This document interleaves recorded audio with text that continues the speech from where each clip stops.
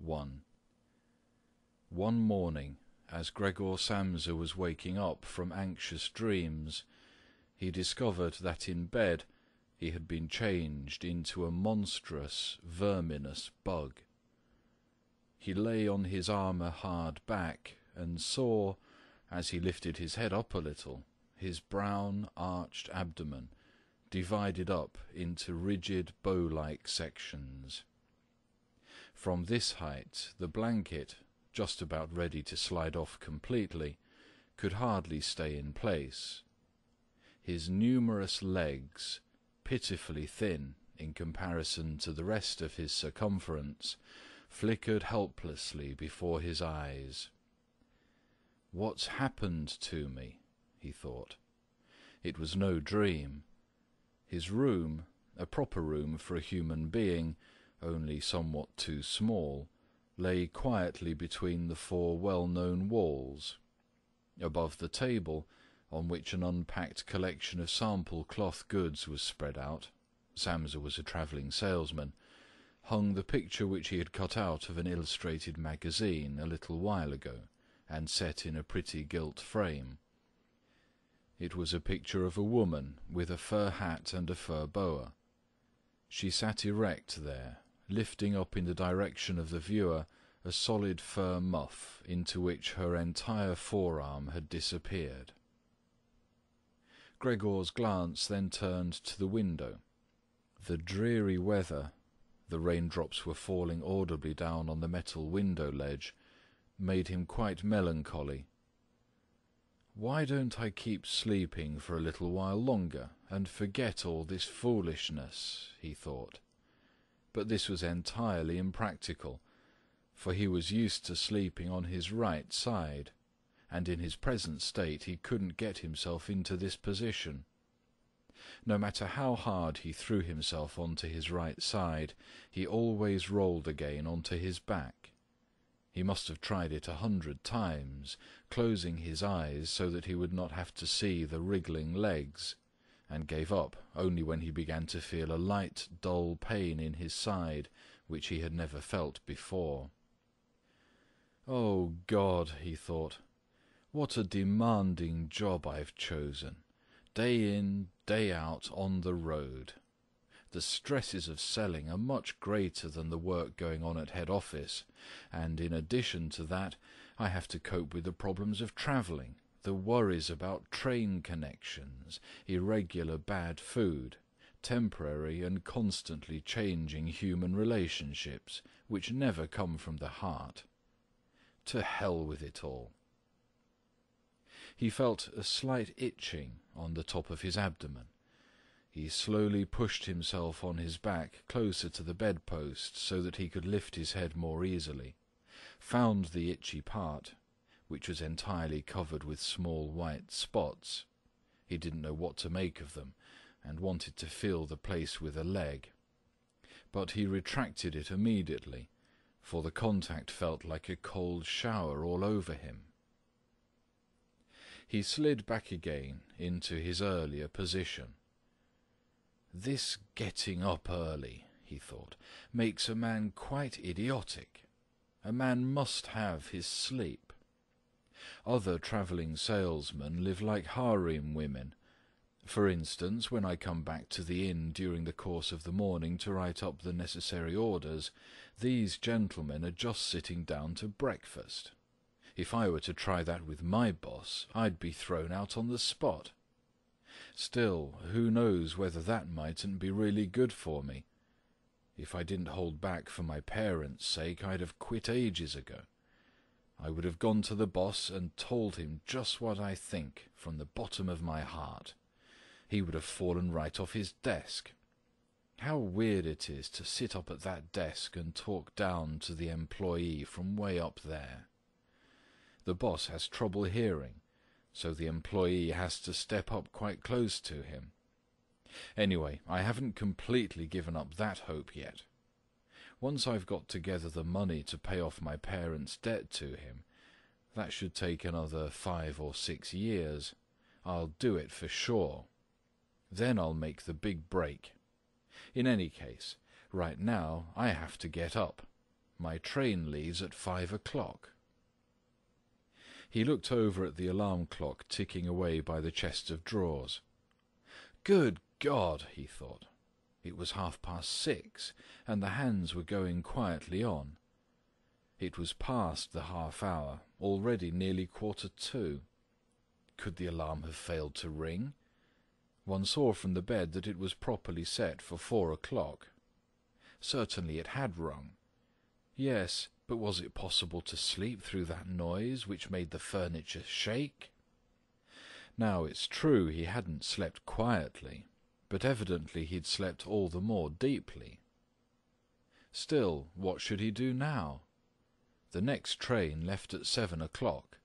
To catch that one, he would have to go in a mad rush. The sample collection wasn't packed up yet, and he really didn't feel particularly fresh and active. And even if he caught the train, there was no avoiding a blow-up with the boss, because the firm's errand boy would have waited for the 5 o'clock train and reported the news of his absence long ago. He was the boss's minion, without backbone or intelligence. Well then, what if he reported in sick? But that would be extremely embarrassing and suspicious, because during his 5 years' service, Gregor hadn't been sick even once. The boss would certainly come with the doctor from the health insurance company, and would reproach his parents for their lazy son, and cut short all objections with the insurance doctor's comments. For him, everyone was completely healthy, but really lazy about work. And besides, would the doctor in this case be totally wrong? Apart from a really excessive drowsiness after the long sleep, Gregor in fact felt quite well, and even had a really strong appetite. As he was thinking all this over, in the greatest haste, without being able to make the decision to get out of bed, the alarm clock was indicating exactly 7:15, there was a cautious knock on the door by the head of the bed.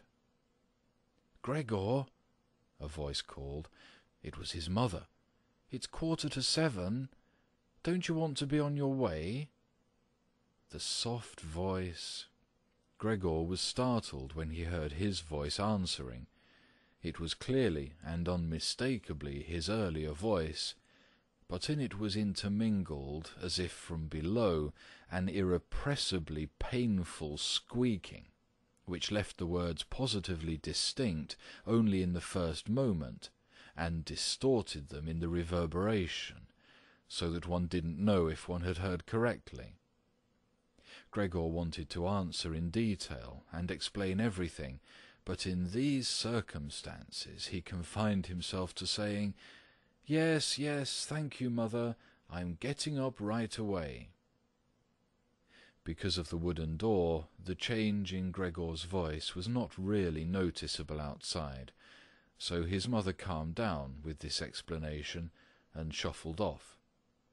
However, as a result of the short conversation, the other family members became aware that Gregor was unexpectedly still at home, and already his father was knocking on one side door, weakly but with his fist. "Gregor, Gregor!" he called out. "What's going on?" And after a short while he urged him on again in a deeper voice. "Gregor, Gregor!" At the other side door, however, his sister knocked lightly. "Gregor, are you all right? Do you need anything?" Gregor directed answers in both directions. "I'll be ready right away." He made an effort with the most careful articulation, and by inserting long pauses between the individual words, to remove everything remarkable from his voice. His father turned back to his breakfast. However, the sister whispered, "Gregor, open the door, I beg you." Gregor had no intention of opening the door, but congratulated himself on his precaution, acquired from travelling, of locking all doors during the night, even at home. First, he wanted to stand up quietly and undisturbed, get dressed, above all have breakfast, and only then consider further action, for, he noticed this clearly, by thinking things over in bed, he would not reach a reasonable conclusion. He remembered that he had already often felt a light pain or other in bed, perhaps the result of an awkward lying position, which later turned out to be purely imaginary when he stood up, and he was eager to see how his present fantasies would gradually dissipate. That the change in his voice was nothing other than the onset of a real chill, an occupational illness of commercial travellers, of that he had not the slightest doubt. It was very easy to throw aside the blanket. He needed only to push himself up a little, and it fell by itself. But to continue was difficult, particularly because he was so unusually wide. He needed arms and hands to push himself upright. Instead of these, however, he had only many small limbs, which were incessantly moving with very different motions, and which, in addition, he was unable to control. If he wanted to bend one of them, then it was the first to extend itself, and if he finally succeeded in doing what he wanted with this limb, in the meantime all the others, as if left free, moved around in an excessively painful agitation. "But I must not stay in bed uselessly," said Gregor to himself. At first he wanted to get out of bed with the lower part of his body, but this lower part, which, by the way, he had not yet looked at, and which he also couldn't picture clearly, proved itself too difficult to move. The attempt went so slowly. When, having become almost frantic, he finally hurled himself forward with all his force, and without thinking, he chose his direction incorrectly, and he hit the lower bedpost hard. The violent pain he felt revealed to him that the lower part of his body was at the moment probably the most sensitive. Thus he tried to get his upper body out of the bed first, and turned his head carefully toward the edge of the bed. He managed to do this easily, and in spite of its width and weight, his body mass at last slowly followed the turning of his head.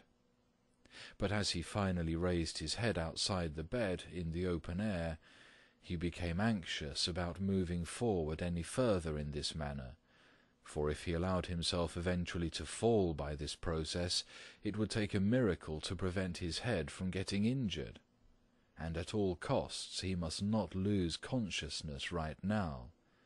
He preferred to remain in bed. However, after a similar effort, while he lay there again, sighing as before, and once again saw his small limbs fighting one another, if anything worse than earlier, and didn't see any chance of imposing quiet and order on this arbitrary movement, he told himself again that he couldn't possibly remain in bed, and that it might be the most reasonable thing to sacrifice everything, if there was even the slightest hope of getting himself out of bed in the process. At the same moment, however, he didn't forget to remind himself from time to time of the fact that calm, indeed the calmest, reflection might be better than the most confused decisions. At such moments, he directed his gaze as precisely as he could toward the window, but unfortunately there was little confident cheer to be had from a glance at the morning mist, which concealed even the other side of the narrow street. "It's already 7 o'clock," he told himself, at the latest striking of the alarm clock. "Already 7 o'clock, and still such a fog." And for a little while longer he lay quietly, with weak breathing, as if perhaps waiting for normal and natural conditions to re-emerge out of the complete stillness. But then he said to himself, Before it strikes 7:15, whatever happens, I must be completely out of bed. Besides, by then someone from the office will arrive to inquire about me, because the office will open before 7 o'clock. And he made an effort then to rock his entire body length out of the bed with a uniform motion. If he let himself fall out of the bed in this way, his head, which in the course of the fall he intended to lift up sharply, would probably remain uninjured. His back seemed to be hard. Nothing would really happen to that as a result of the fall.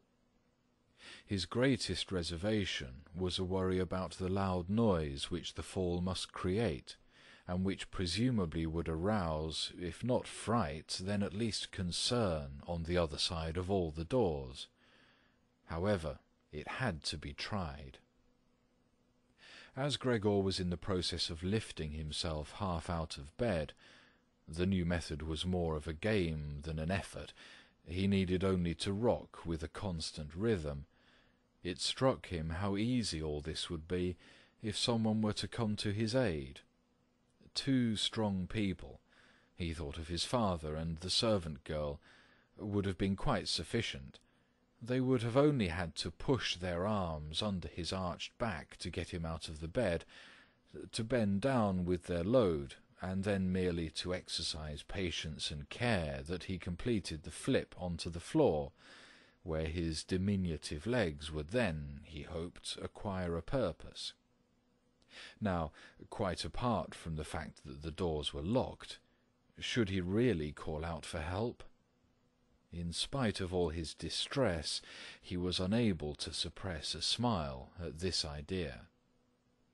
He had already got to the point where, by rocking more strongly, he maintained his equilibrium with difficulty, and very soon he would finally have to decide, for in 5 minutes it would be 7:15. Then there was a ring at the door of the apartment. "That's someone from the office," he told himself, and he almost froze while his small limbs only danced around all the faster. For one moment everything remained still. "They aren't opening," Gregor said to himself, caught up in some absurd hope. But of course then, as usual, the servant girl with her firm tread went to the door and opened it. Gregor needed to hear only the first word of the visitor's greeting to recognize immediately who it was, the manager himself. Why was Gregor the only one condemned to work in a firm where, at the slightest lapse, someone immediately attracted the greatest suspicion? Were all the employees then collectively, one and all, scoundrels?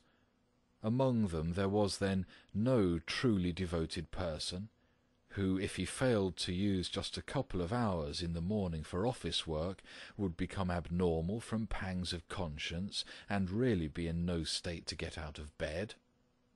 Was it really not enough to let an apprentice make inquiries, if such questioning was even necessary? Must the manager himself come, and in the process must it be demonstrated to the entire innocent family that the investigation of this suspicious circumstance could be entrusted only to the intelligence of the manager? And more as a consequence of the excited state in which this idea put Gregor than as a result of an actual decision, he swung himself with all his might out of the bed.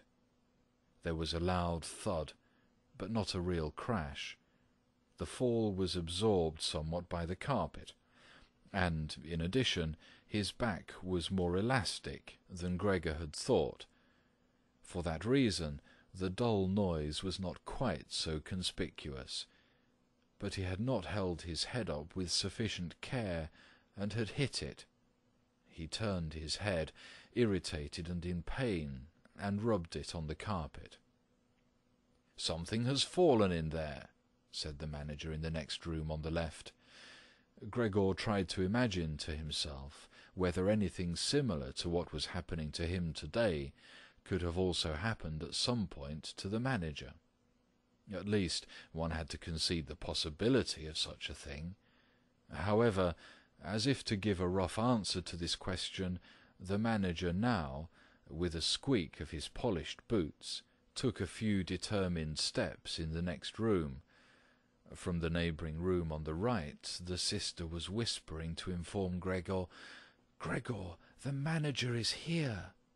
"I know," said Gregor to himself, but he did not dare make his voice loud enough so that his sister could hear. "Gregor," his father now said from the neighbouring room on the left, "Mr. Manager has come and is asking why you have not left on the early train. We don't know what we should tell him. Besides, he also wants to speak to you personally. So please open the door. He will be good enough to forgive the mess in your room." In the middle of all this, the manager called out in a friendly way, "Good morning, Mr. Samsa." "He's not well," said his mother to the manager, while his father was still talking at the door. "He is not well, believe me, Mr. Manager. Otherwise, how would Gregor miss a train? The young man has nothing in his head except business. I'm almost angry that he never goes out at night. Right now he's been in the city 8 days, but he's been at home every evening. He sits here with us at the table and reads the newspaper quietly, or studies his travel schedules. It's quite a diversion for him to busy himself with fretwork. For instance, he cut out a small frame over the course of 2 or 3 evenings. You'd be amazed how pretty it is. It's hanging right inside the room. You'll see it immediately as soon as Gregor opens the door. Anyway, I'm happy that you're here, Mr. Manager. By ourselves we would never have made Gregor open the door. He's so stubborn, and he's certainly not well, although he denied that this morning." "I'm coming right away," said Gregor, slowly and deliberately, and didn't move so as not to lose one word of the conversation. "My dear lady, I cannot explain it to myself in any other way," said the manager. "I hope it is nothing serious. On the other hand, I must also say that we business people, luckily or unluckily, however one looks at it, very often simply have to overcome a slight indisposition for business reasons." "So can Mr. Manager come in to see you now?" asked his father impatiently, and knocked once again on the door. "No," said Gregor. In the neighbouring room on the left, a painful stillness descended. In the neighbouring room on the right, the sister began to sob. Why didn't his sister go to the others? She'd probably just got up out of bed now, and hadn't even started to get dressed yet. Then why was she crying? Because he wasn't getting up and wasn't letting the manager in? Because he was in danger of losing his position, and because then his boss would badger his parents once again with the old demands? Those were probably unnecessary worries right now. Gregor was still here, and wasn't thinking at all about abandoning his family. At the moment he was lying right there on the carpet, and no one who knew about his condition would have seriously demanded that he let the manager in. But Gregor wouldn't be casually dismissed right away because of this small discourtesy, for which he would find an easy and suitable excuse later on. It seemed to Gregor that it might be far more reasonable to leave him in peace at the moment, instead of disturbing him with crying and conversation. But it was the very uncertainty which distressed the others and excused their behaviour. "Mr. Samsa," the manager was now shouting, his voice raised, "what's the matter? You are barricading yourself in your room. Answer with only a yes or a no. Are you making serious and unnecessary troubles for your parents, and neglecting, I mention this only incidentally, your commercial duties in a truly unheard of manner? I am speaking here in the name of your parents and your employer, and I am requesting you in all seriousness for an immediate and clear explanation. I am amazed. I thought I knew you as a calm, reasonable person, and now you appear suddenly to want to start parading round in weird moods. The chief indicated to me earlier this very day a possible explanation for your neglect. It concerned the collection of cash entrusted to you a short while ago, but in truth I almost gave him my word of honour that this explanation could not be correct. However, now I see here your unimaginable pig-headedness, and I am totally losing any desire to speak up for you in the slightest, and your position is not at all the most secure. Originally I intended to mention all this to you privately, but since you are letting me waste my time here uselessly, I don't know why the matter shouldn't come to the attention of your parents. Your productivity has also been very unsatisfactory recently. Of course, it's not the time of year to conduct exceptional business, we recognize that, but a time of the year for conducting no business, there is no such thing at all, Mr. Samsa, and such a thing must never be. But, Mr. Manager, called Gregor, beside himself, and, in his agitation, forgetting everything else, I'm opening the door immediately, this very moment. A slight indisposition, a dizzy spell, has prevented me from getting up. I'm still lying in bed right now, but I'm quite refreshed once again. I'm in the midst of getting out of bed. Just have patience for a short moment. Things are not going as well as I thought, but things are all right. How suddenly this can overcome someone! Only yesterday evening everything was fine with me. My parents certainly know that. Actually, just yesterday evening I had a small premonition. People must have seen that in me. Why have I not reported that to the office? But people always think that they'll get over sickness without having to stay at home. Mr. Manager, take it easy on my parents. There is really no basis for the criticisms which you are now making against me, and really nobody has said a word to me about that. Perhaps you've not read the latest orders which I shipped.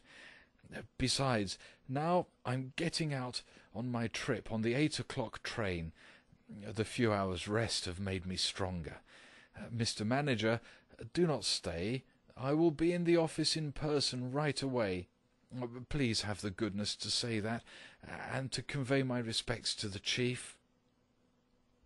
While Gregor was quickly blurting all this out, hardly aware of what he was saying, he had moved close to the chest of drawers, without effort, probably as a result of the practice he had already had in bed, and now he was trying to raise himself up on it. Actually, he wanted to open the door. He really wanted to let himself be seen by and to speak with the manager. He was keen to witness what the others now asking about him would say when they saw him. If they were startled, then Gregor had no more responsibility and could be calm. But if they accepted everything quietly, then he would have no reason to get excited, and if he got a move on, he could really be at the station around 8 o'clock. At first he slid down a few times on the smooth chest of drawers, but at last he gave himself a final swing and stood upright there. He was no longer at all aware of the pains in his lower body, no matter how they might still sting.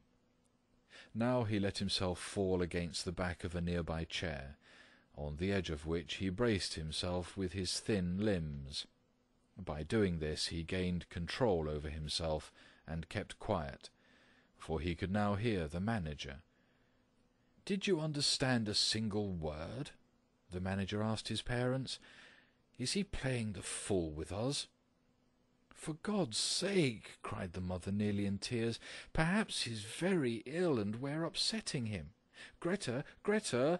she yelled at that point. "Mother?" called the sister from the other side. They were making themselves understood through Gregor's room. "You must go to the doctor right away. Gregor is sick. Hurry to the doctor. Have you heard Gregor speak yet?" "That was an animal's voice," said the manager, remarkably quietly in comparison to the mother's cries. "Anna, Anna!" yelled the father through the hall into the kitchen, clapping his hands. "Fetch a locksmith right away!" The two young women were already running through the hall with swishing skirts. How had his sister dressed herself so quickly, and yanked open the doors of the apartment? One couldn't hear the doors closing at all. They probably had left them open, as is customary in an apartment where a huge misfortune has taken place. However, Gregor had become much calmer. All right, people did not understand his words any more, although they seemed clear enough to him, clearer than previously, perhaps because his ears had got used to them. But at least people now thought that things were not all right with him, and were prepared to help him. The confidence and assurance with which the first arrangements had been carried out made him feel good. He felt himself included once again in the circle of humanity, and was expecting from both the doctor and the locksmith, without differentiating between them with any real precision, splendid and surprising results. In order to get as clear a voice as possible for the critical conversation which was imminent, he coughed a little, and certainly took the trouble to do this in a really subdued way, since it was possible that even this noise sounded something different from a human cough. He no longer trusted himself to decide any more. Meanwhile, in the next room it had become really quiet. Perhaps his parents were sitting with the manager at the table, whispering. Perhaps they were all leaning against the door, listening. Gregor pushed himself slowly towards the door, with the help of the easy chair, let go of it there, threw himself against the door, held himself upright against it. The balls of his tiny limbs had a little sticky stuff on them, and rested there momentarily from his exertion. Then he made an effort to turn the key in the lock with his mouth. Unfortunately, it seemed that he had no real teeth. How then was he to grab hold of the key? But to make up for that, his jaws were naturally very strong. With their help he managed to get the key really moving. He didn't notice that he was obviously inflicting some damage on himself, for a brown fluid came out of his mouth, flowed over the key, and dripped onto the floor. "Just listen for a moment," said the manager in the next room. "He's turning the key." For Gregor that was a great encouragement. But they all should have called out to him, including his father and mother. "Come on, Gregor," they should have shouted. "Keep going, keep working on the lock."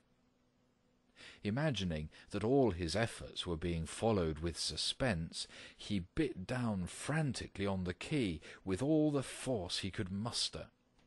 As the key turned more, he danced round the lock. Now he was holding himself upright only with his mouth, and he had to hang on to the key, or then press it down again with the whole weight of his body, as necessary. The quite distinct click of the lock as it finally snapped really woke Gregor up. Breathing heavily, he said to himself, "So I didn't need the locksmith." And he set his head against the door handle to open the door completely. Because he had to open the door in this way, it was already open very wide, without him yet being really visible. He first had to turn himself slowly round the edge of the door, very carefully, of course, if he didn't want to fall awkwardly on his back right at the entrance into the room. He was still preoccupied with this difficult movement, and had no time to pay attention to anything else, when he heard the manager exclaim aloud, "Oh!" It sounded like the wind whistling, and now he saw him, nearest to the door, pressing his hand against his open mouth, and moving slowly back, as if an invisible, constant force were pushing him away. His mother, in spite of the presence of the manager, she was standing here with her hair sticking up on end, still a mess from the night, was looking at his father with her hands clasped. She then went 2 steps towards Gregor, and collapsed right in the middle of her skirts, which were spread out all around her, her face sunk on her breast, completely concealed. His father clenched his fist with a hostile expression, as if he wished to push Gregor back into his room, then looked uncertainly round the living-room, covered his eyes with his hands, and cried so that his mighty breast shook. At this point, Gregor did not take one step into the room, but leaned his body from the inside against the firmly bolted wing of the door, so that only half his body was visible, as well as his head, tilted sideways, with which he peeped over at the others. Meanwhile it had become much brighter. Standing out clearly from the other side of the street was a part of the endless grey-black house situated opposite. It was a hospital, with its severe, regular windows breaking up the facade. The rain was still coming down, but only in large individual drops, visibly and firmly thrown down one by one onto the ground. The breakfast dishes were standing piled around on the table, because for his father breakfast was the most important meal-time in the day, which he prolonged for hours by reading various newspapers. Directly across, on the opposite wall, hung a photograph of Gregor from the time of his military service. It was a picture of him as a lieutenant, as he, smiling and worry-free, with his hand on his sword, demanded respect for his bearing and uniform. The door to the hall was ajar, and since the door to the apartment was also open, one could see out into the landing of the apartment and the start of the staircase going down. "Now," said Gregor, well aware that he was the only one who'd kept his composure, "I'll get dressed right away, pack up the collection of samples, and set off. You'll allow me to set out on my way, will you not? You see, Mr. Manager, I'm not pig-headed, and I'm happy to work. Travelling is exhausting, but I couldn't live without it. Where are you going, Mr. Manager? To the office, really? Will you report everything truthfully? A person can be incapable of work momentarily, but that's precisely the best time to remember the earlier achievements, and to consider that later, after the obstacles have been shoved aside, the person will work all the more eagerly and intensely. I'm really so indebted to Mr. Chief, you know that perfectly well. On the other hand, I am concerned about my parents and my sister. I'm in a fix, but I'll work myself out of it again. Don't make things more difficult for me than they already are. Speak up on my behalf in the office. People don't like travelling salesmen, I know that. People think they earn pots of money and thus lead a fine life. People don't even have any special reason to think through this judgment more clearly.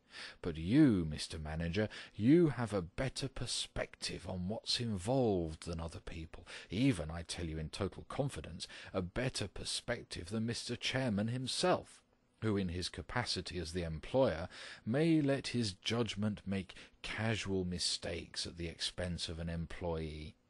You also know well enough that the travelling salesman who is outside the office almost the entire year can become so easily a victim of gossip, coincidences, and groundless complaints, against which it's impossible for him to defend himself, since for the most part he doesn't hear about them at all, and only then, when he's exhausted after finishing a trip, and at home gets to feel in his own body the nasty consequences, which can't be thoroughly explored back to their origins. Mr. Manager, don't leave without speaking a word telling me that you'll at least concede that I'm a little in the right." But at Gregor's first words the manager had already turned away, and now he looked back at Gregor over his twitching shoulders with pursed lips. During Gregor's speech he was not still for a moment, but kept moving away towards the door, without taking his eyes off Gregor, but really gradually, as if there was a secret ban on leaving the room. He was already in the hall, and given the sudden movement with which he finally pulled his foot out of the living-room, one would have believed that he'd just burned the sole of his foot. In the hall, however, he stretched his right hand out away from his body towards the staircase, as if some truly supernatural relief was waiting for him there. Gregor realized that he must not, under any circumstances, allow the manager to go away in this frame of mind, especially if his position in the firm was not to be placed in the greatest danger. His parents didn't understand all this very well. Over the long years they had developed the conviction that Gregor was set up for life in his firm, and, in addition, they had so much to do nowadays with their present troubles that all foresight was foreign to them. But Gregor had this foresight. The manager must be held back, calmed down, convinced, and finally won over. The future of Gregor and his family really depended on it. If only the sister had been there. She was clever. She had already cried while Gregor was still lying quietly on his back, and the manager, this friend of the ladies, would certainly let himself be guided by her. She would have closed the door to the apartment and talked him out of his fright in the hall. But the sister was not even there. Gregor must deal with it himself. Without thinking that as yet he didn't know anything about his present ability to move, and that his speech possibly, indeed probably, had once again not been understood, he left the wing of the door, pushed himself through the opening, and wanted to go over to the manager, who was already holding tight onto the handrail with both hands on the landing in a ridiculous way. But as he looked for something to hold on to, with a small scream, Gregor immediately fell down onto his numerous little legs. Scarcely had this happened when he felt for the first time that morning a general physical well-being. The small limbs had firm floor under them. They obeyed perfectly, as he noticed to his joy, and strove to carry him forward in the direction he wanted. Right away he believed that the final amelioration of all his suffering was immediately at hand. But at the very moment when he lay on the floor, rocking in a restrained manner quite close and directly across from his mother, who had apparently totally sunk into herself, she suddenly sprang right up with her arms spread far apart and her fingers extended, and cried out, "Help! For God's sake, help!" She held her head bowed down as if she wanted to view Gregor better, but ran senselessly back, contradicting that gesture, forgetting that behind her stood the table with all the dishes on it. When she reached the table, she sat down heavily on it, as if absent-mindedly, and did not appear to notice at all that next to her coffee was pouring out onto the carpet in a full stream from the large overturned container. "Mother, mother," said Gregor quietly, looking over towards her. The manager momentarily had disappeared completely from his mind. At the sight of the flowing coffee, Gregor couldn't stop himself snapping his jaws in the air a few times. At that his mother screamed all over again, hurried from the table, and collapsed into the arms of his father, who was rushing towards her. But Gregor had no time right now for his parents. The manager was already on the staircase. His chin level with the banister, the manager looked back for the last time. Gregor took an initial movement to catch up to him if possible, but the manager must have suspected something, because he made a leap down over a few stairs and disappeared, still shouting, "Huh!" The sound echoed through the entire stairwell. Now, unfortunately, this flight of the manager also seemed to bewilder his father completely. Earlier he'd been relatively calm, for instead of running after the manager himself, or at least not hindering Gregor from his pursuit, With his right hand he grabbed hold of the manager's cane, which he had left behind with his hat and overcoat on a chair. With his left hand his father picked up a large newspaper from the table, and stamping his feet on the floor, he set out to drive Gregor back into his room by waving the cane and the newspaper. No request of Gregor's was any use. No request would even be understood. No matter how willing he was to turn his head respectfully, his father just stomped all the harder with his feet. Across the room from him, his mother had pulled open a window, in spite of the cool weather, and leaning out with her hands on her cheeks, she pushed her face far outside the window. Between the alley and the stairwell, a strong draught came up. The curtains on the window flew around. The newspapers on the table swished, and individual sheets fluttered down over the floor. The father relentlessly pressed forward, pushing out sibilants like a wild man. Now Gregor had no practice at all in going backwards. It was really very slow going. If Gregor only had been allowed to turn himself round, he could have been in his room right away. But he was afraid to make his father impatient by the time-consuming process of turning round, and each moment he faced the threat of a mortal blow on his back or his head from the cane in his father's hand. Finally, Gregor had no other option, for he noticed with horror that he did not understand yet how to maintain his direction going backwards. And so he began, amid constantly anxious sideways glances in his father's direction, to turn himself round as quickly as possible, although in truth this was only done very slowly. Perhaps his father noticed his good intentions, for he did not disrupt Gregor in this motion, but with the tip of the cane from a distance he even directed Gregor's rotating movement here and there. If only his father had not hissed so unbearably. Because of that, Gregor totally lost his head.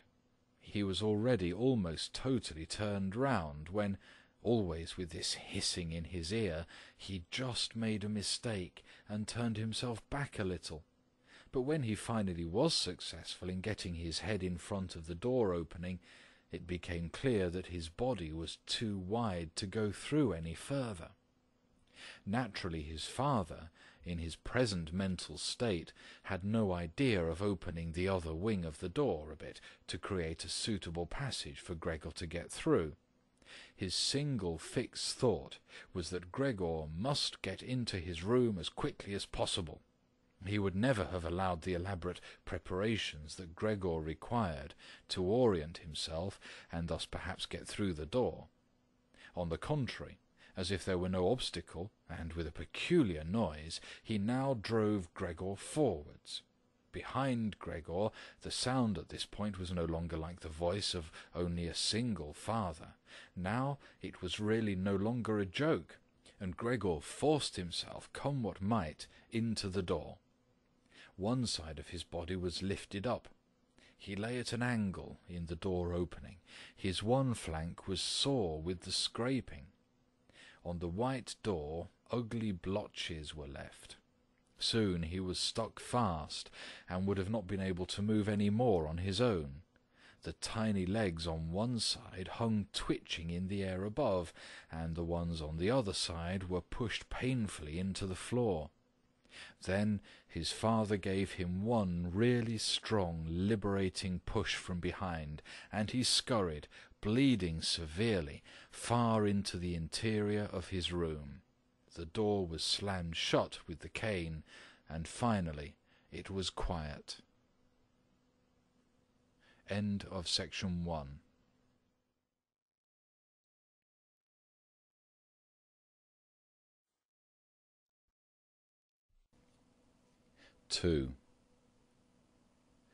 Gregor first woke up from his heavy swoon-like sleep in the evening twilight. He would certainly have woken up soon afterwards without any disturbance, for he felt himself sufficiently rested and wide awake. although it appeared to him as if a hurried step and a cautious closing of the door to the hall had aroused him. Light from the electric street lamps lay pale here and there on the ceiling and on the higher parts of the furniture, but underneath, around Gregor, it was dark. He pushed himself slowly toward the door, still groping awkwardly with his feelers, which he now learned to value for the first time, to check what was happening there. His left side seemed one single long, unpleasantly stretched scar, and he really had to hobble on his 2 rows of legs. In addition, one small leg had been seriously wounded in the course of the morning incident. It was almost a miracle that only one had been hurt, and dragged lifelessly behind. By the door he first noticed what had really lured him there. It was the smell of something to eat. A bowl stood there, filled with sweetened milk, in which swam tiny pieces of white bread.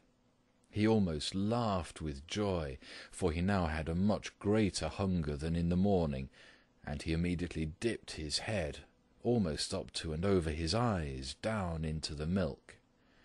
But he soon drew it back again in disappointment, not just because it was difficult for him to eat on account of his delicate left side.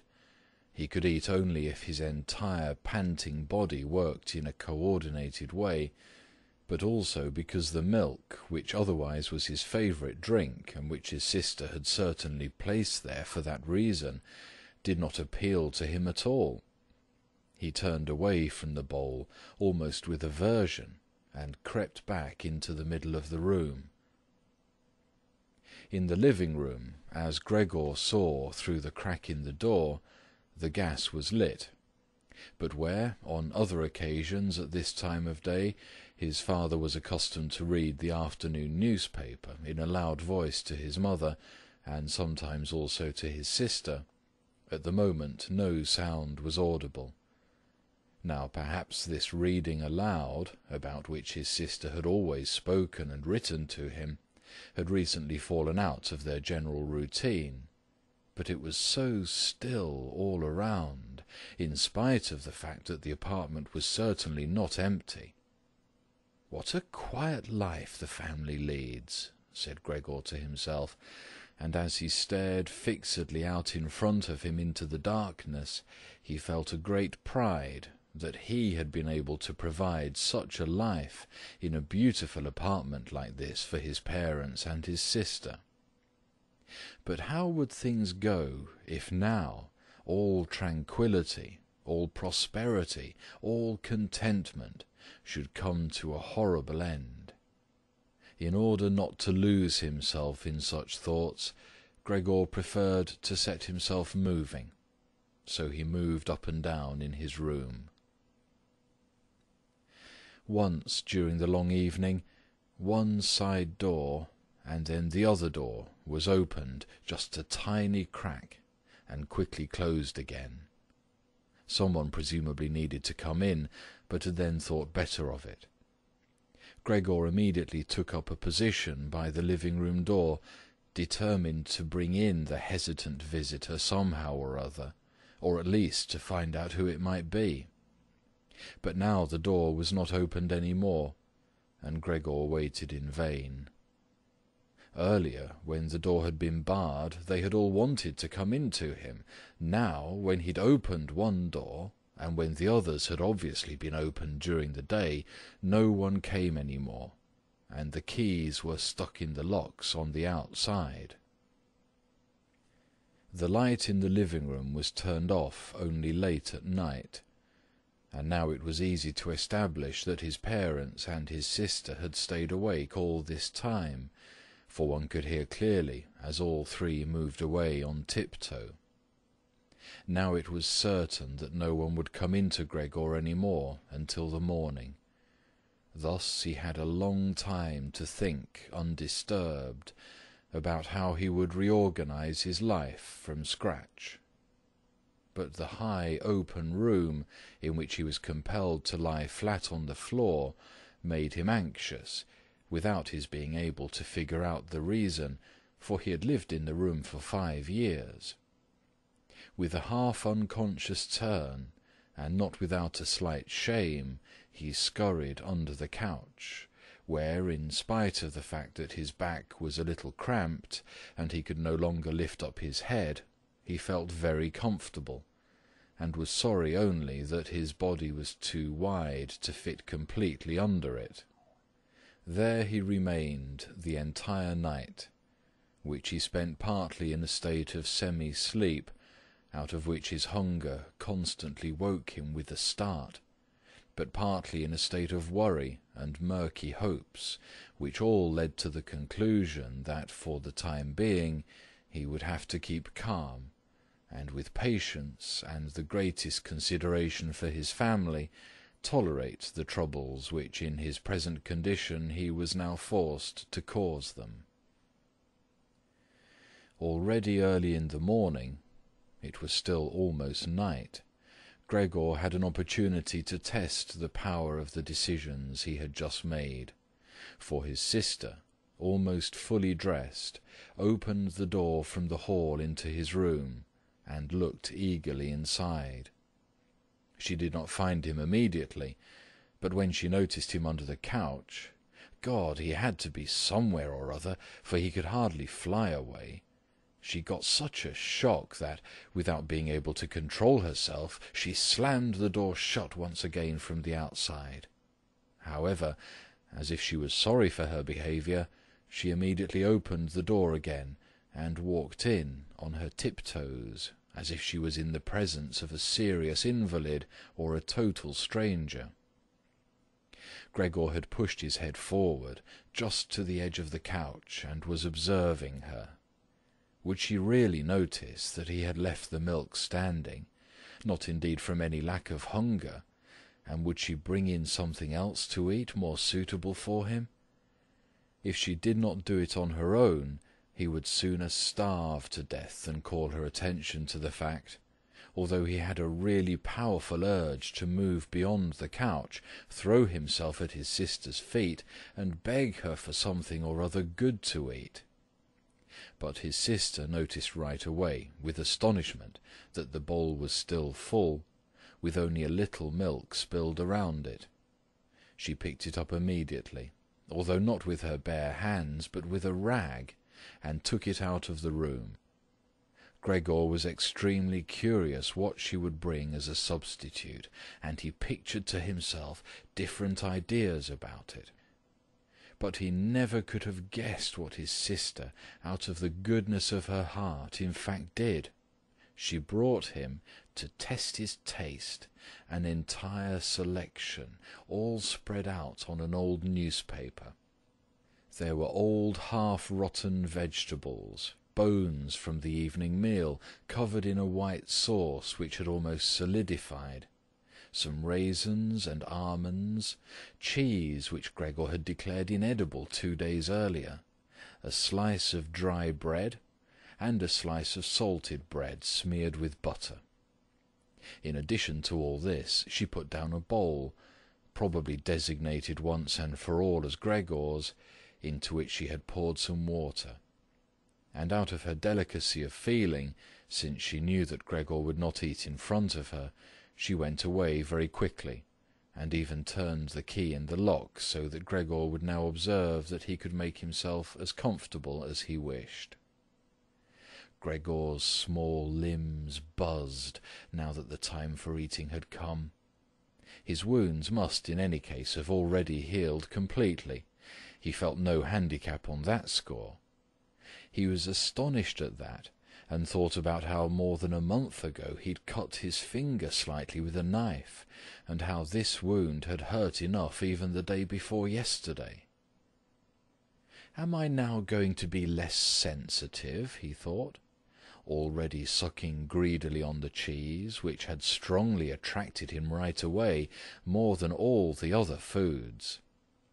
quickly, and with his eyes watering with satisfaction, he ate one after the other, the cheese, the vegetables, and the sauce.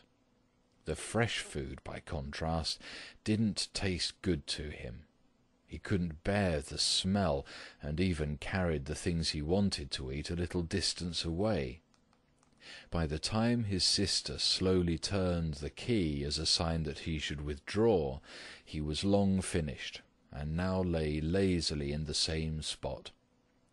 The noise immediately startled him, in spite of the fact that he was already almost asleep, and he scurried back again under the couch.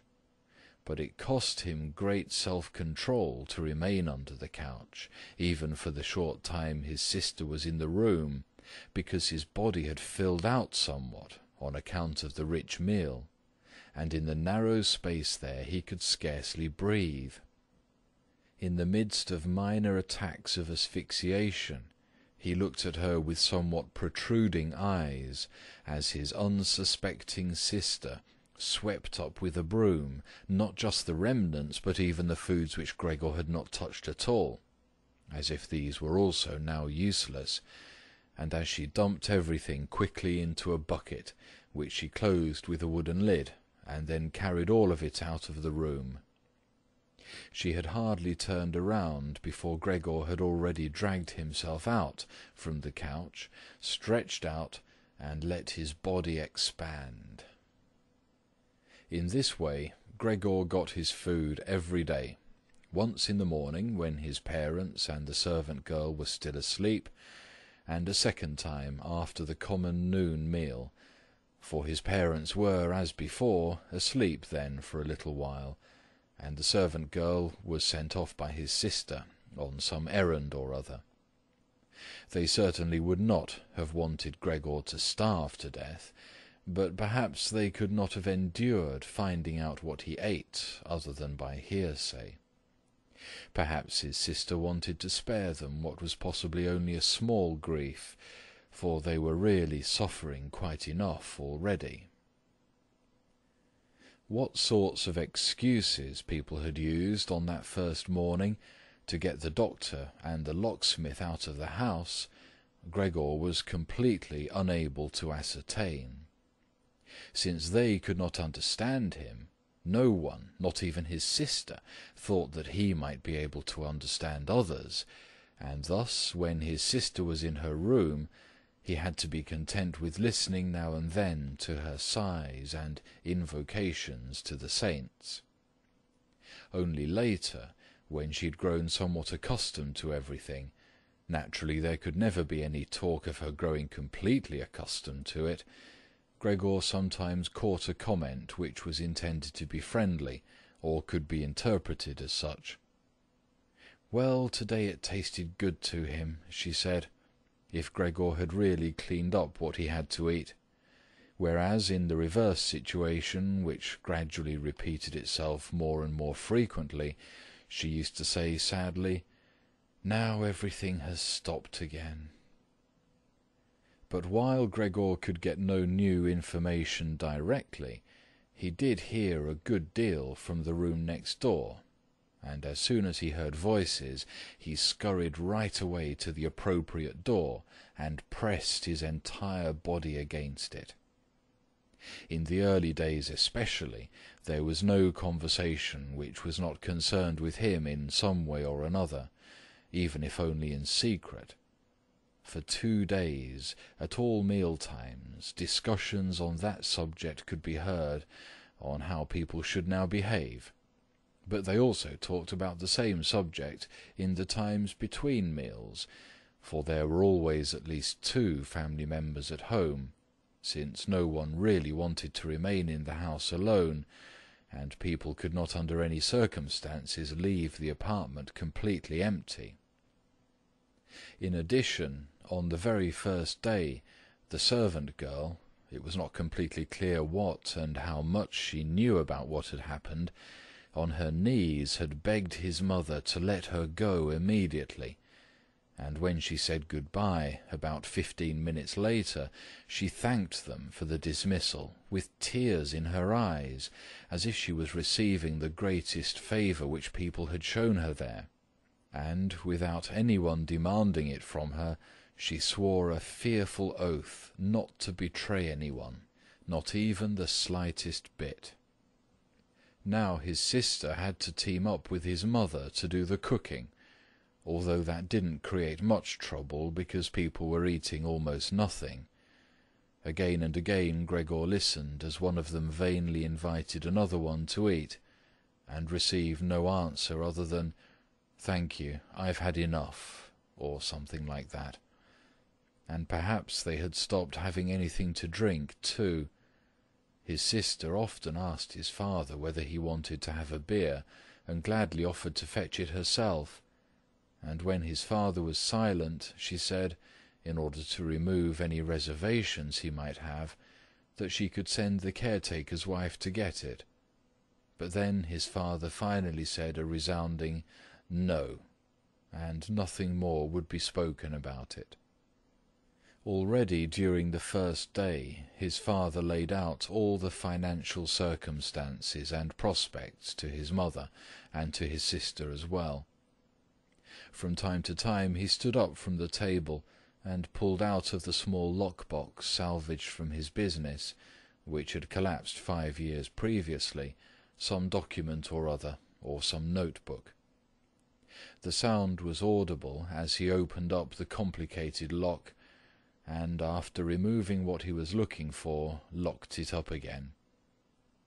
These explanations by his father were, in part, the first enjoyable thing that Gregor had the chance to listen to since his imprisonment.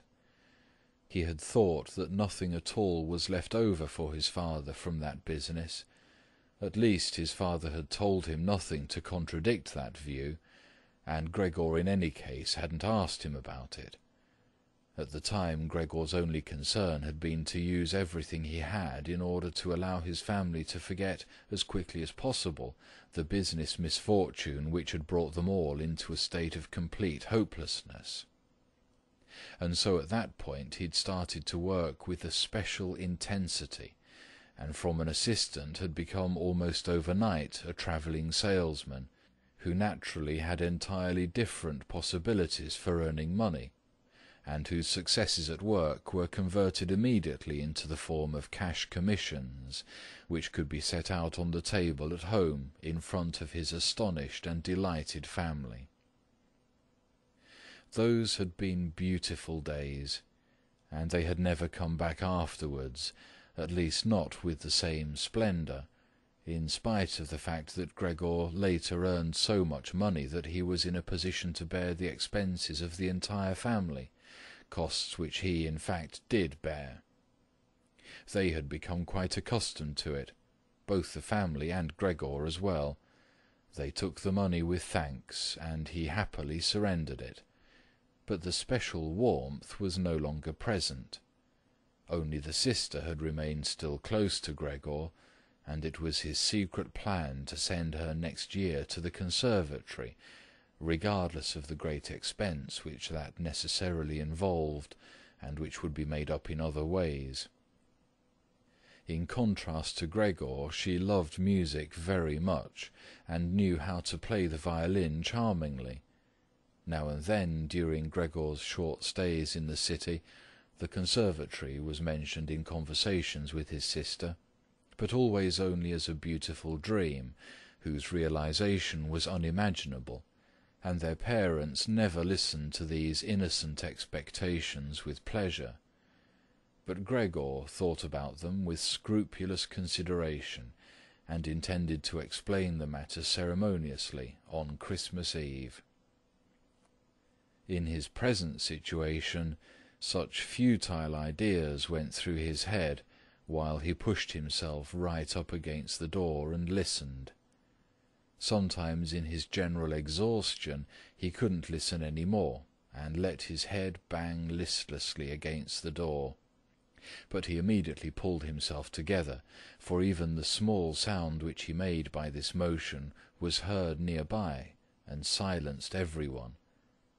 "There he goes on again," said his father after a while, clearly turning towards the door, and only then would the interrupted conversation gradually be resumed again. Gregor found out clearly enough, for his father tended to repeat himself often in his explanations, partly because he had not personally concerned himself with these matters for a long time now, and partly also because his mother didn't understand everything right away the first time, that, in spite all bad luck, a fortune, although a very small one, was available from the old times, which the interest, which had not been touched, had in the intervening time gradually allowed to increase a little. Furthermore, in addition to this, the money which Gregor had brought home every month, he had kept only a few florins for himself, had not been completely spent, and had grown into a small capital amount. Gregor, behind his door, nodded eagerly, rejoicing over this unanticipated foresight and frugality. True, with this excess money he could have paid off more of his father's debt to his employer, and the day on which he could be rid of this position would have been a lot closer, but now things were doubtless better the way his father had arranged them. At the moment, however, this money was not nearly sufficient to permit the family to live on the interest payments. Perhaps it would be enough to maintain the family for 1 or at most 2 years, that's all. Thus it only added up to an amount which one should not really draw upon, and which must be set aside for an emergency. But the money to live on had to be earned. Now, although his father was old, he was a healthy man, who had not worked at all for 5 years, and thus could not be counted on for very much. He had in these 5 years, the first holidays of his trouble-filled but unsuccessful life, put on a good deal of fat, and thus had become really heavy. And should his old mother now perhaps work for money, a woman who suffered from asthma, for whom wandering through the apartment even now was a great strain, and who spent every second day on the sofa by the open window, labouring for breath? Should his sister earn money, a girl who was still a 17-year-old child, whose earlier lifestyle had been so very delightful that it had consisted of dressing herself nicely, sleeping in late, helping around the house, taking part in a few modest enjoyments, and, above all, playing the violin? When it came to talking about this need to earn money, at first Gregor went away from the door and threw himself on the cold leather sofa beside the door, for he was quite hot from shame and sorrow. Often he lay there all night long. He didn't sleep a moment, and just scratched on the leather for hours at a time. He undertook the very difficult task of shoving a chair over to the window. Then he crept up on the window-sill, and, braced on the chair, leaned against the window to look out, obviously with some memory or other of the satisfaction which that used to bring him in earlier times. Actually, from day to day he perceived things with less and less clarity, even those a short distance away, the hospital across the street, the all too frequent sight of which he had previously cursed, was not visible at all any more, and if he had not been precisely aware that he lived in the quiet but completely urban Charlotte Street, he could have believed that from his window he was peering out at a featureless wasteland, in which the grey heaven and the grey earth had merged and were indistinguishable. His attentive sister must have observed a couple of times that the chair stood by the window. Then, after cleaning up the room, each time she pushed the chair back right against the window, and from now on she even left the inner casement open. If Gregor had only been able to speak to his sister and thank her for everything that she had to do for him, he would have tolerated her service more easily, As it was, he suffered under it. The sister admittedly sought to cover up the awkwardness of everything as much as possible, and as time went by she naturally got more successful at it. But with the passing of time, Gregor also came to understand everything more precisely. Even her entrance was terrible for him. As soon as she entered, she ran straight to the window, without taking the time to shut the door, in spite of the fact that she was otherwise very considerate in sparing anyone the sight of Gregor's room, and yanked the window open with eager hands, as if she was almost suffocating, and remained for a while by the window, breathing deeply, even when it was still so cold. With this running and noise she frightened Gregor twice every day. The entire time he trembled under the couch, and yet he knew very well that she would certainly have spared him gladly if it had only been possible to remain with the window closed in a room where Gregor lived. On one occasion, about 1 month had already gone by since Gregor's transformation, and there was now no particular reason any more for his sister to be startled at Gregor's appearance. She arrived a little earlier than usual, and came upon Gregor as he was still looking out the window, immobile and well positioned to frighten someone. It would not have come as a surprise to Gregor if she had not come in, since his position was preventing her from opening the window immediately.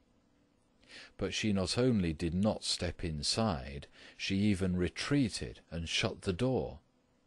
A stranger really might have concluded from this that Gregor had been lying in wait for her and wanted to bite her. Of course, Gregor immediately concealed himself under the couch, but he had to wait until the noon meal before his sister returned, and she seemed much less calm than usual. From this he realized that his appearance was still constantly intolerable to her, and must remain intolerable in future, and that she really had to exert a lot of self-control not to run away from a glimpse of only the small part of his body which stuck out from under the couch. In order to spare her even this sight, one day he dragged the sheet on his back and onto the couch. This task took him 4 hours, and arranged it in such a way that he was now completely concealed, and his sister, even if she bent down, could not see him. If this sheet was not necessary, as far as she was concerned, then she could remove it, for it was clear enough that Gregor could not derive any pleasure from isolating himself so completely. But she left the sheet just as it was, and Gregor believed he even caught a look of gratitude when, on one occasion, he carefully lifted up the sheet a little with his head to check, as his sister took stock of the new arrangement. In the first 2 weeks his parents could not bring themselves to visit him, and he often heard how they fully acknowledged his sister's present work, whereas earlier they had often got annoyed at his sister because she had seemed to them a somewhat useless young woman. However, now both his father and his mother often waited in front of Gregor's door while his sister cleaned up inside, and as soon as she came out she had to explain in detail how things looked in the room, what Gregor had eaten, how he had behaved this time, and whether perhaps a slight improvement was perceptible. In any event, his mother comparatively soon wanted to visit Gregor, but his father and his sister restrained her, at first with reasons which Gregor listened to very attentively and which he completely endorsed. Later, however, they had to hold her back forcefully, and when she then cried, "Let me go to Gregor, he's my unlucky son. Don't you understand that I have to go to him?" Gregor then thought that perhaps it would be a good thing if his mother came in, not every day, of course, but maybe once a week. She understood everything much better than his sister, who, in spite of all her courage, was still a child, and in the last analysis had perhaps undertaken such a difficult task only out of childish recklessness. Gregor's wish to see his mother was soon realized. While during the day Gregor, out of consideration for his parents, did not want to show himself by the window, he couldn't crawl around very much on the few square meters of the floor. He found it difficult to bear lying quietly during the night, and soon eating no longer gave him the slightest pleasure. So for diversion, he acquired the habit of crawling back and forth across the walls and ceiling. He was especially fond of hanging from the ceiling. The experience was quite different from lying on the floor. It was easier to breathe. A slight vibration went through his body, and in the midst of the almost happy amusement which Gregor found up there, it could happen that, to his own surprise, he let go and hit the floor. However, now he naturally controlled his body quite differently, and he did not injure himself in such a great fall. His sister noticed immediately the new amusement which Gregor had found for himself, for as he crept around he left behind here and there traces of his sticky stuff, and so she got the idea of making Gregor's creeping around as easy as possible, and thus of removing the furniture which got in the way, especially the chest of drawers and the writing desk. But she was in no position to do this by herself.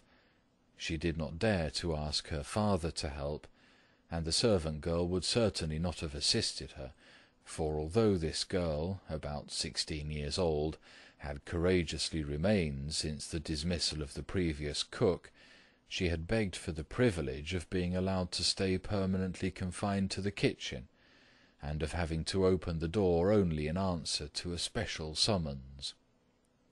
Thus his sister had no other choice but to involve his mother while his father was absent.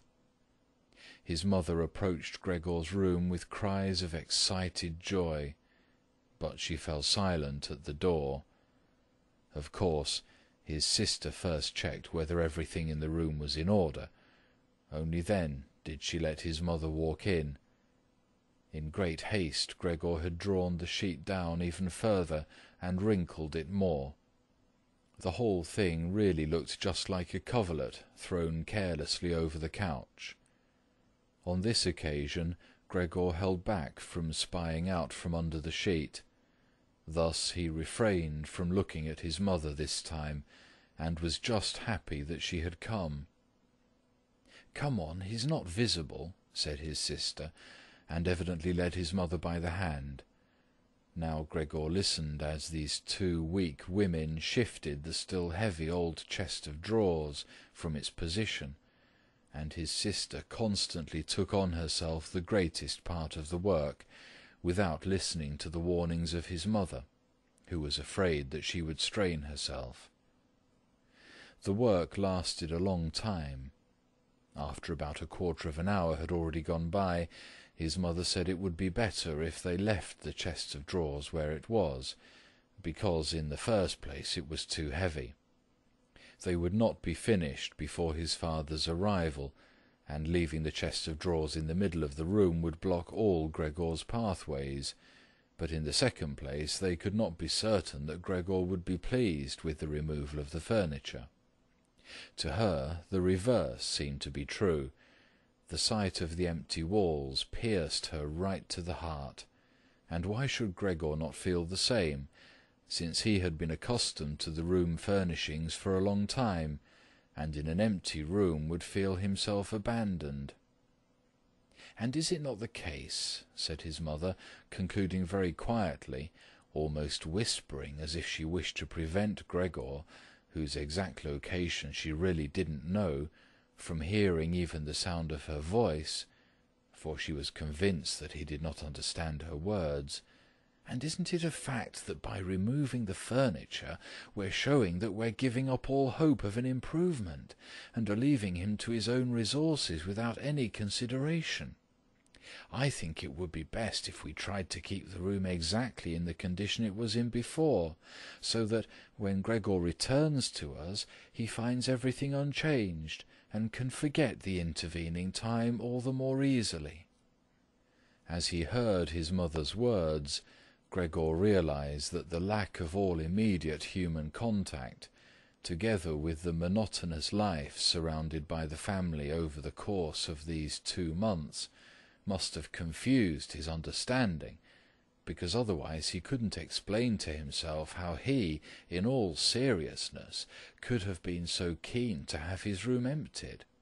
Was he really eager to let the warm room, comfortably furnished with pieces he had inherited, be turned into a cavern, in which he would of course then be able to crawl about in all directions without disturbance, but at the same time with a quick and complete forgetting of his human past as well?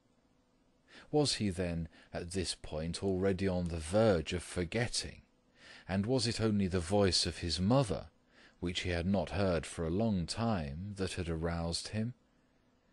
Nothing was to be removed, everything must remain. In his condition he could not function without the beneficial influences of his furniture, and if the furniture prevented him from carrying out his senseless crawling about all over the place, then there was no harm in that, but rather a great benefit. But his sister unfortunately thought otherwise. She had grown accustomed, certainly not without justification, so far as the discussion of matters concerning Gregor was concerned, to act as a special expert with respect to their parents, and so now the mother's advice was for his sister sufficient reason to insist on the removal, not only of the chest of drawers and the writing desk, which were the only items she had thought about at first, but also of all the furniture, with the exception of the indispensable couch. Of course, it was not only childish defiance and her recent very unexpected and hard-won self-confidence which led her to this demand. She had also actually observed that Gregor needed a great deal of room to creep about. The furniture, on the other hand, as far as one could see, was not of the slightest use. But perhaps the enthusiastic sensibility of young women of her age also played a role. This feeling sought release at every opportunity, and with it Greta now felt tempted to want to make Gregor's situation even more terrifying, so that then she would be able to do even more for him than now.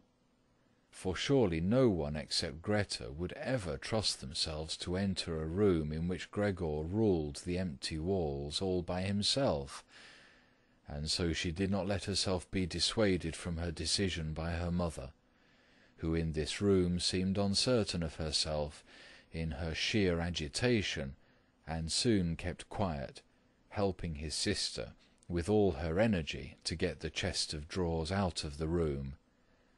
Now Gregor could still do without the chest of drawers if need be, but the writing desk really had to stay, and scarcely had the women left the room with the chest of drawers, groaning as they pushed it, when Gregor stuck his head out from under the sofa to take a look how he could intervene cautiously and with as much consideration as possible.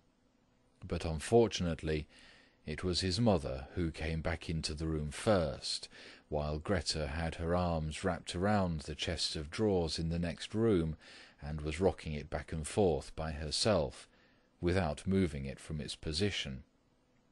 His mother was not used to the sight of Gregor.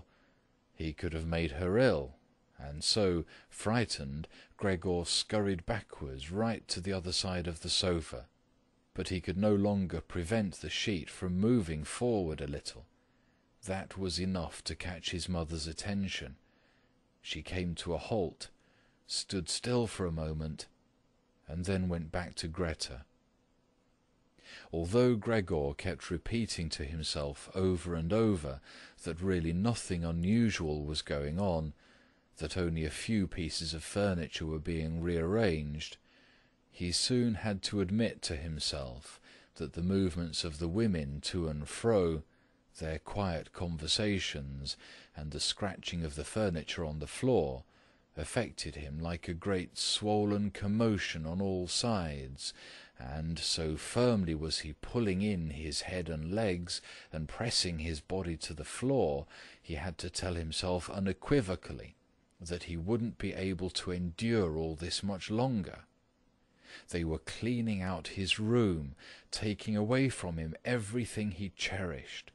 They had already dragged out the chest of drawers in which the fret-saw and other tools were kept, and they were now loosening the writing desk which was fixed tight to the floor, the desk on which he, as a business student, a school student, indeed even as an elementary school student, had written out his assignments. At that moment he really didn't have any more time to check the good intentions of the two women, whose existence he had in any case almost forgotten, because in their exhaustion they were working really silently, and the heavy stumbling of their feet was the only sound to be heard. And so he scuttled out. The women were just propping themselves up on the writing desk in the next room in order to take a breather. Changing the direction of his path 4 times, he really didn't know what he should rescue first. Then he saw hanging conspicuously on the wall, which was otherwise already empty, the picture of the woman dressed in nothing but fur. He quickly scurried up over it and pressed himself against the glass which held it in place, and which made his hot abdomen feel good. At least this picture, which Gregor at the moment completely concealed, surely no one would now take it away. He twisted his head towards the door of the living-room to observe the women as they came back in. They had not allowed themselves very much rest, and were coming back right away. Greta had placed her arm around her mother and held her tightly. "So what shall we take now?" said Greta, and looked around her. Then her glance met Gregor's from the wall. She kept her composure only because her mother was there. She bent her face towards her mother in order to prevent her from looking round, and said, although in a trembling voice and too quickly, "Come, wouldn't it be better to go back to the living-room for just another moment?" Greta's purpose was clear to Gregor. She wanted to bring his mother to a safe place, and then chase him down from the wall. Well, let her just try. He squatted on his picture, and did not hand it over. He would sooner spring into Greta's face. But Greta's words had immediately made the mother very uneasy. She walked to the side, caught sight of the enormous brown splotch on the flowered wallpaper, and before she became truly aware that what she was looking at was Gregor, screamed out in a high-pitched raw voice, "Oh God! Oh God!" and fell with outstretched arms as if she was surrendering everything, down onto the couch, and lay there motionless. "Gregor, you—" cried out his sister with a raised fist and an urgent glare. Since his transformation, these were the first words which she had directed right at him. She ran into the room next door to bring some spirits or other with which she could revive her mother from her fainting spell. Gregor wanted to help as well. There was time enough to save the picture, but he was stuck fast on the glass and had to tear himself loose forcefully. Then he also scurried into the next room, as if he could give his sister some advice, as in earlier times, but then he had to stand there idly behind her, while she rummaged around among various small bottles. Still, she was frightened when she turned round.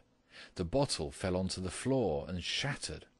A splinter of glass wounded Gregor in the face. Some corrosive medicine or other dripped over him. Now, without lingering any longer, Greta took as many small bottles as she could hold and ran with them into her mother. She slammed the door shut with her foot. Gregor was now shut off from his mother, who was perhaps near death, thanks to him. He could not open the door, and he did not want to chase away his sister, who had to remain with her mother. At this point he had nothing to do but wait, and overwhelmed with self-reproach and worry, he began to creep and crawl over everything, walls, furniture, and ceiling. Finally, in his despair, as the entire room started to spin around him, he fell onto the middle of the large table. A short time elapsed. Gregor lay there limply. All around was still. Perhaps that was a good sign. Then there was a ring at the door. The servant girl was naturally shut up in her kitchen, and therefore Greta had to go to open the door. The father had arrived. "What's happened?" were his first words. Greta's appearance had told him everything. Greta replied with a dull voice. Evidently she was pressing her face against her father's chest. "Mother fainted, but she's getting better now. Gregor has broken loose." "Yes, I have expected that," said his father. "I always told you that, but you women don't want to listen." It was clear to Gregor that his father had badly misunderstood Greta's short message, and was assuming that Gregor had committed some violent crime or other. Thus Gregor now had to find his father to calm him down, for he had neither the time nor the ability to explain things to him. And so he rushed away to the door of his room and pushed himself against it, so that his father could see right away as he entered from the hall that Gregor fully intended to return at once to his room, and that it was not necessary to drive him back, but that one only needed to open the door and he would disappear immediately. But his father was not in the mood to observe such niceties. "Ah!" he yelled as soon as he entered, with a tone as if he were all at once angry and pleased.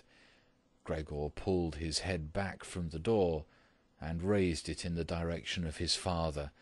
He had not really pictured his father as he now stood there. Of course, what with his new style of creeping all around, he had in the past while neglected to pay attention to what was going on in the rest of the apartment, as he had done before, and really should have grasped the fact that he would encounter different conditions. Nevertheless, was that still his father? Was that the same man who had lain exhausted and buried in bed in earlier days when Gregor was setting out on a business trip? Who had received him on the evenings of his return in a sleeping gown and armchair, totally incapable of standing up? Who had only lifted his arm as a sign of happiness, and who in their rare strolls together, a few Sundays a year, and on the important holidays, made his way slowly forwards between Gregor and his mother, who themselves moved slowly, always a bit more slowly than them, bundled up in his old coat, all the time setting down his walking-stick carefully, and who, when he had wanted to say something, almost always stood still and gathered his entourage around him. But now he was standing up really straight, dressed in a tight-fitting blue uniform with gold buttons, like the ones servants wear in a banking company. Above the high, stiff collar of his jacket, his firm double chin stuck out prominently. Beneath his bushy eyebrows, the glance of his black eyes was freshly penetrating and alert. His otherwise dishevelled white hair was combed down into a carefully exact, shining part. He threw his cap, on which a gold monogram, apparently the symbol of the bank, was affixed, in an arc across the entire room onto the sofa, and moved, throwing back the edge of the long coat of his uniform, with his hands in his trouser pockets and a grim face, right up to Gregor. He really didn't know what he had in mind, but he raised his foot uncommonly high anyway, and Gregor was astonished at the gigantic size of the sole of his boot. However, he did not linger on that point, for he knew from the first day of his new life that, As far as he was concerned, his father considered the greatest force the only appropriate response, and so he scurried away from his father, stopped when his father remained standing, and scampered forward again when his father merely stirred. And in this way they made their way round the room repeatedly, without anything decisive taking place. In fact, because of the slow pace, it didn't look like a chase. Gregor remained on the floor for the time being, especially since he was afraid that his father could take a flight up onto the wall or the ceiling as an act of real malice. At any event, Gregor had to tell himself that he couldn't keep up this running round for a long time, because whenever his father took a single step, he had to go through an enormous number of movements. Already he was starting to suffer from a shortage of breath, just as in his earlier days when his lungs had been quite unreliable. As he now staggered around in this way in order to gather all his energies for running, hardly keeping his eyes open and feeling so listless that he had no notion at all of any escape other than by running, and had almost already forgotten that the walls were available to him, although they were obstructed by carefully carved furniture full of sharp objects and spikes. At that moment something or other thrown casually flew down close by and rolled in front of him. It was an apple. Immediately a second one flew after it. Gregor stood still in fright. Further running away was useless, for his father had decided to bombard him. From the fruit bowl on the sideboard his father had filled his pockets, and now, without for the moment taking accurate aim, he was throwing apple after apple. These small red apples rolled around on the floor as if electrified, and collided with each other. A weakly thrown apple grazed Gregor's back, but skidded off harmlessly. However, another, thrown immediately after that one, drove into Gregor's back really hard. Gregor wanted to drag himself off, as if the unexpected and incredible pain would go away if he changed his position. But he felt as if he was nailed in place, and lay stretched out completely confused in all his senses. Only with his final glance did he notice how the door of his room was pulled open, and how, right in front of his sister, who was yelling, his mother ran out in her undergarments, for his sister had undressed her in order to give her some freedom to breathe in her fainting spell, and how his mother then ran up to his father. On the way her tied-up skirts slipped toward the floor one after the other, and how, tripping over her skirts, she hurled herself onto his father, and throwing her arms around him in complete union with him, but at this moment Gregor's powers of sight gave way, as her hands reached to the back of his father's head, and she begged him to spare Gregor's life. End of Part 2.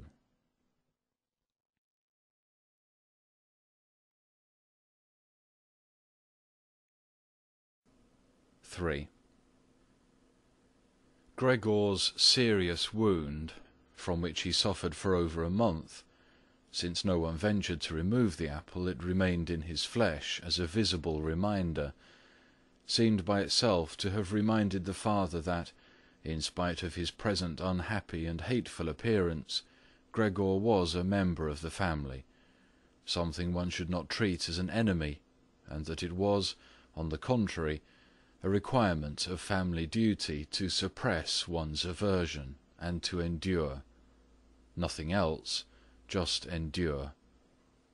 And if through his wound Gregor had now apparently lost for good his ability to move, and for the time being needed many, many minutes to crawl across his room, like an aged invalid, so far as creeping up high was concerned, that was unimaginable. Nevertheless, for this worsening of his condition, in his opinion, he did get completely satisfactory compensation, because every day towards evening the door to the living-room, which he was in the habit of keeping a sharp eye on even 1 or 2 hours beforehand, was opened, so that he, lying in the darkness of his room, invisible from the living room, could see the entire family at the illuminated table and listen to their conversation, to a certain extent with their common permission, a situation quite different from what had happened before. Of course it was no longer the animated social interaction of former times, which Gregor in small hotel rooms had always thought about with a certain longing, when, tired out, he had had to throw himself into the damp bedclothes. For the most part what went on now was very quiet. After the evening meal, the father fell asleep quickly in his armchair. The mother and sister talked guardedly to each other in the stillness. Bent far over, the mother sewed fine undergarments for a fashion shop. The sister, who had taken on a job as a salesgirl, in the evening studied stenography and French, so as perhaps later to obtain a better position. Sometimes the father woke up, and, as if he was quite ignorant that he'd been asleep, said to the mother, "How long have you been sewing today?" and went right back to sleep, while the mother and the sister smiled tiredly to each other. With a sort of stubbornness, the father refused to take off his servant's uniform, even at home, and while his sleeping gown hung unused on the coat-hook, the father dozed completely dressed in his place, as if he was always ready for his responsibility, and even here was waiting for the voice of his superior. As a result, in spite of all the care of the mother and sister, his uniform, which even at the start was not new, grew dirty, and Gregor looked, often for the entire evening, at this clothing, with stains all over it, and with its gold buttons always polished, in which the old man, although very uncomfortable, slept peacefully none the less. As soon as the clock struck 10, the mother tried gently encouraging the father to wake up, and then persuading him to go to bed, on the ground that he couldn't get a proper sleep here, and that the father, who had to report for service at 6 o'clock, really needed a good sleep. But in his stubbornness, which had gripped him since he'd become a servant, he insisted always on staying even longer by the table, although he regularly fell asleep, and then could only be prevailed upon with the greatest difficulty to trade his chair for the bed. No matter how much the mother and sister might at that point work on him with small admonitions, for a quarter of an hour he would remain shaking his head slowly, eyes closed, without standing up. The mother would pull him by the sleeve and speak flattering words into his ear. The sister would leave her work to help her mother, but that would not have the desired effect on the father. He would settle himself even more deeply in his armchair. Only when the two women grabbed him under the armpits would he throw his eyes open, look back and forth at the mother and sister, and habitually say, "This is a life, this is the peace and quiet of my old age." And propped up by both women, he would heave himself up elaborately, as if for him it was the greatest obstacle, allow himself to be led to the door by the women, wave them away there, and proceed on his own from there, while the mother quickly threw down her sewing implements and the sister her pen in order to run after the father and help him some more. In this overworked and exhausted family, who had time to worry any longer about Gregor more than was absolutely necessary? The household was constantly getting smaller. The servant girl was now let go. A huge bony cleaning woman with white hair flying all over her head came in the morning and evening to do the heaviest work. The mother took care of everything else in addition to her considerable sewing work. It even happened that various pieces of family jewellery, which previously the mother and sister had been overjoyed to wear on social and festive occasions, were sold, as Gregor found out in the evening from the general discussion of the prices they had fetched. But the greatest complaint was always that they could not leave this apartment, which was too big for their present means, since it was impossible to imagine how Gregor might be moved. But Gregor fully recognized that it was not just consideration for him which was preventing a move, for he could have been transported easily in a sizable box with a few air holes. The main thing holding the family back from a change in living quarters was far more their complete hopelessness, and the idea that they had been struck by a misfortune like no one else in their entire circle of relatives and acquaintances. What the world demands of poor people, they now carried out to an extreme degree. The father bought breakfast to the petty officials at the bank. The mother sacrificed herself for the undergarments of strangers. The sister behind her desk was at the beck and call of customers. But the family's energies did not extend any further, and the wound in his back began to pain Gregor all over again, when now mother and sister, after they had escorted the father back to bed, came back, let their work lie, moved close together, and sat cheek to cheek, and when his mother would now say, pointing to Gregor's room, "Close the door, Greta," and when Gregor was again in the darkness, while close by the women mingled their tears or, quite dry-eyed, stared at the table. Gregor spent his nights and days with hardly any sleep. Sometimes he thought that the next time the door opened he would take over the family arrangements just as he had earlier. In his imagination appeared again, after a long time, his employer and supervisor, and the apprentices, the excessively spineless custodian, 2 or 3 friends from other businesses, a chambermaid from a hotel in the provinces, a loving, fleeting memory, a female cashier from a hat shop whom he had seriously but too slowly courted.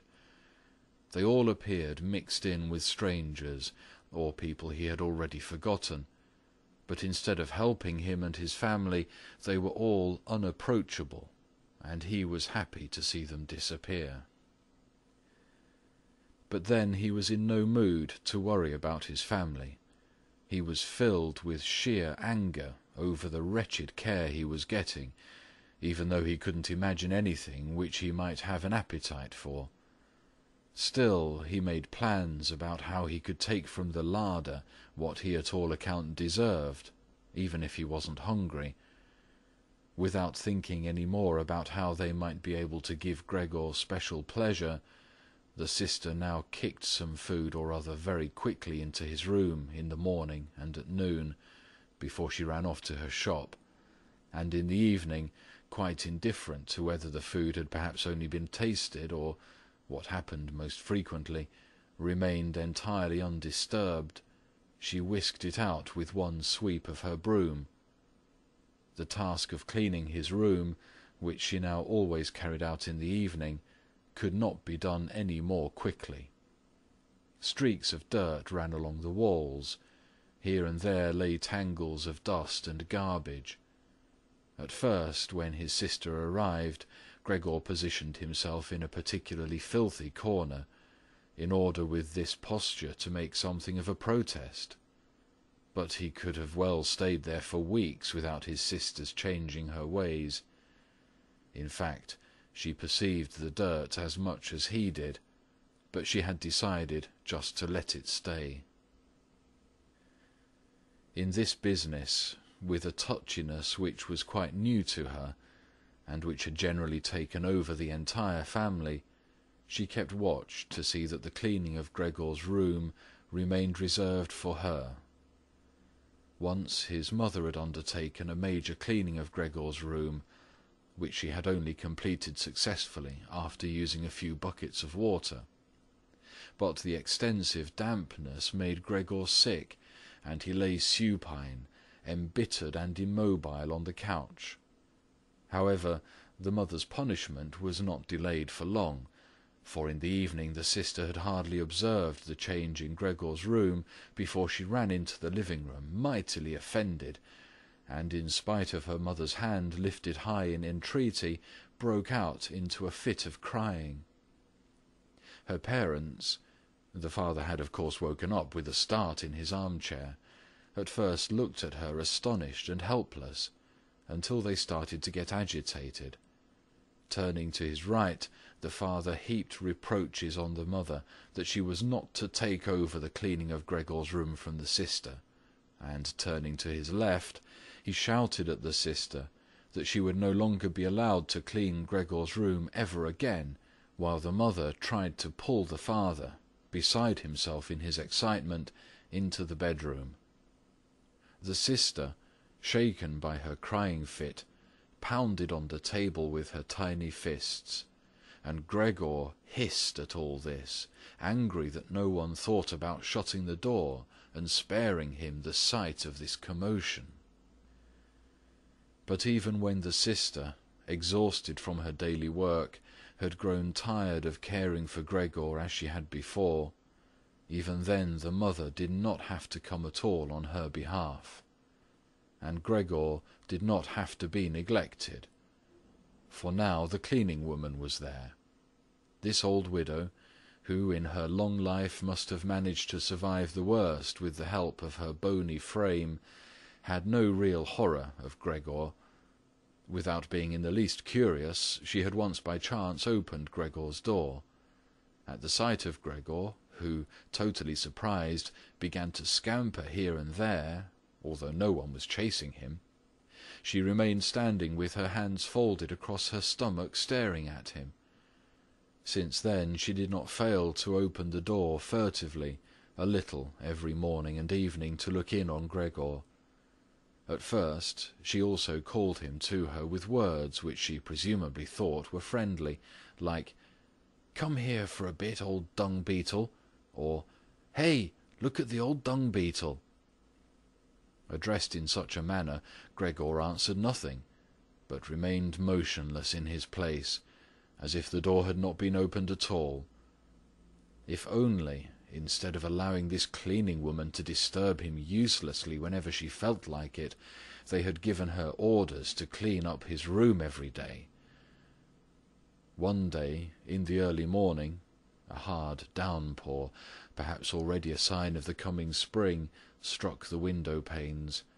When the cleaning woman started up once again with her usual conversation, Gregor was so bitter that he turned towards her as if for an attack, although slowly and weakly.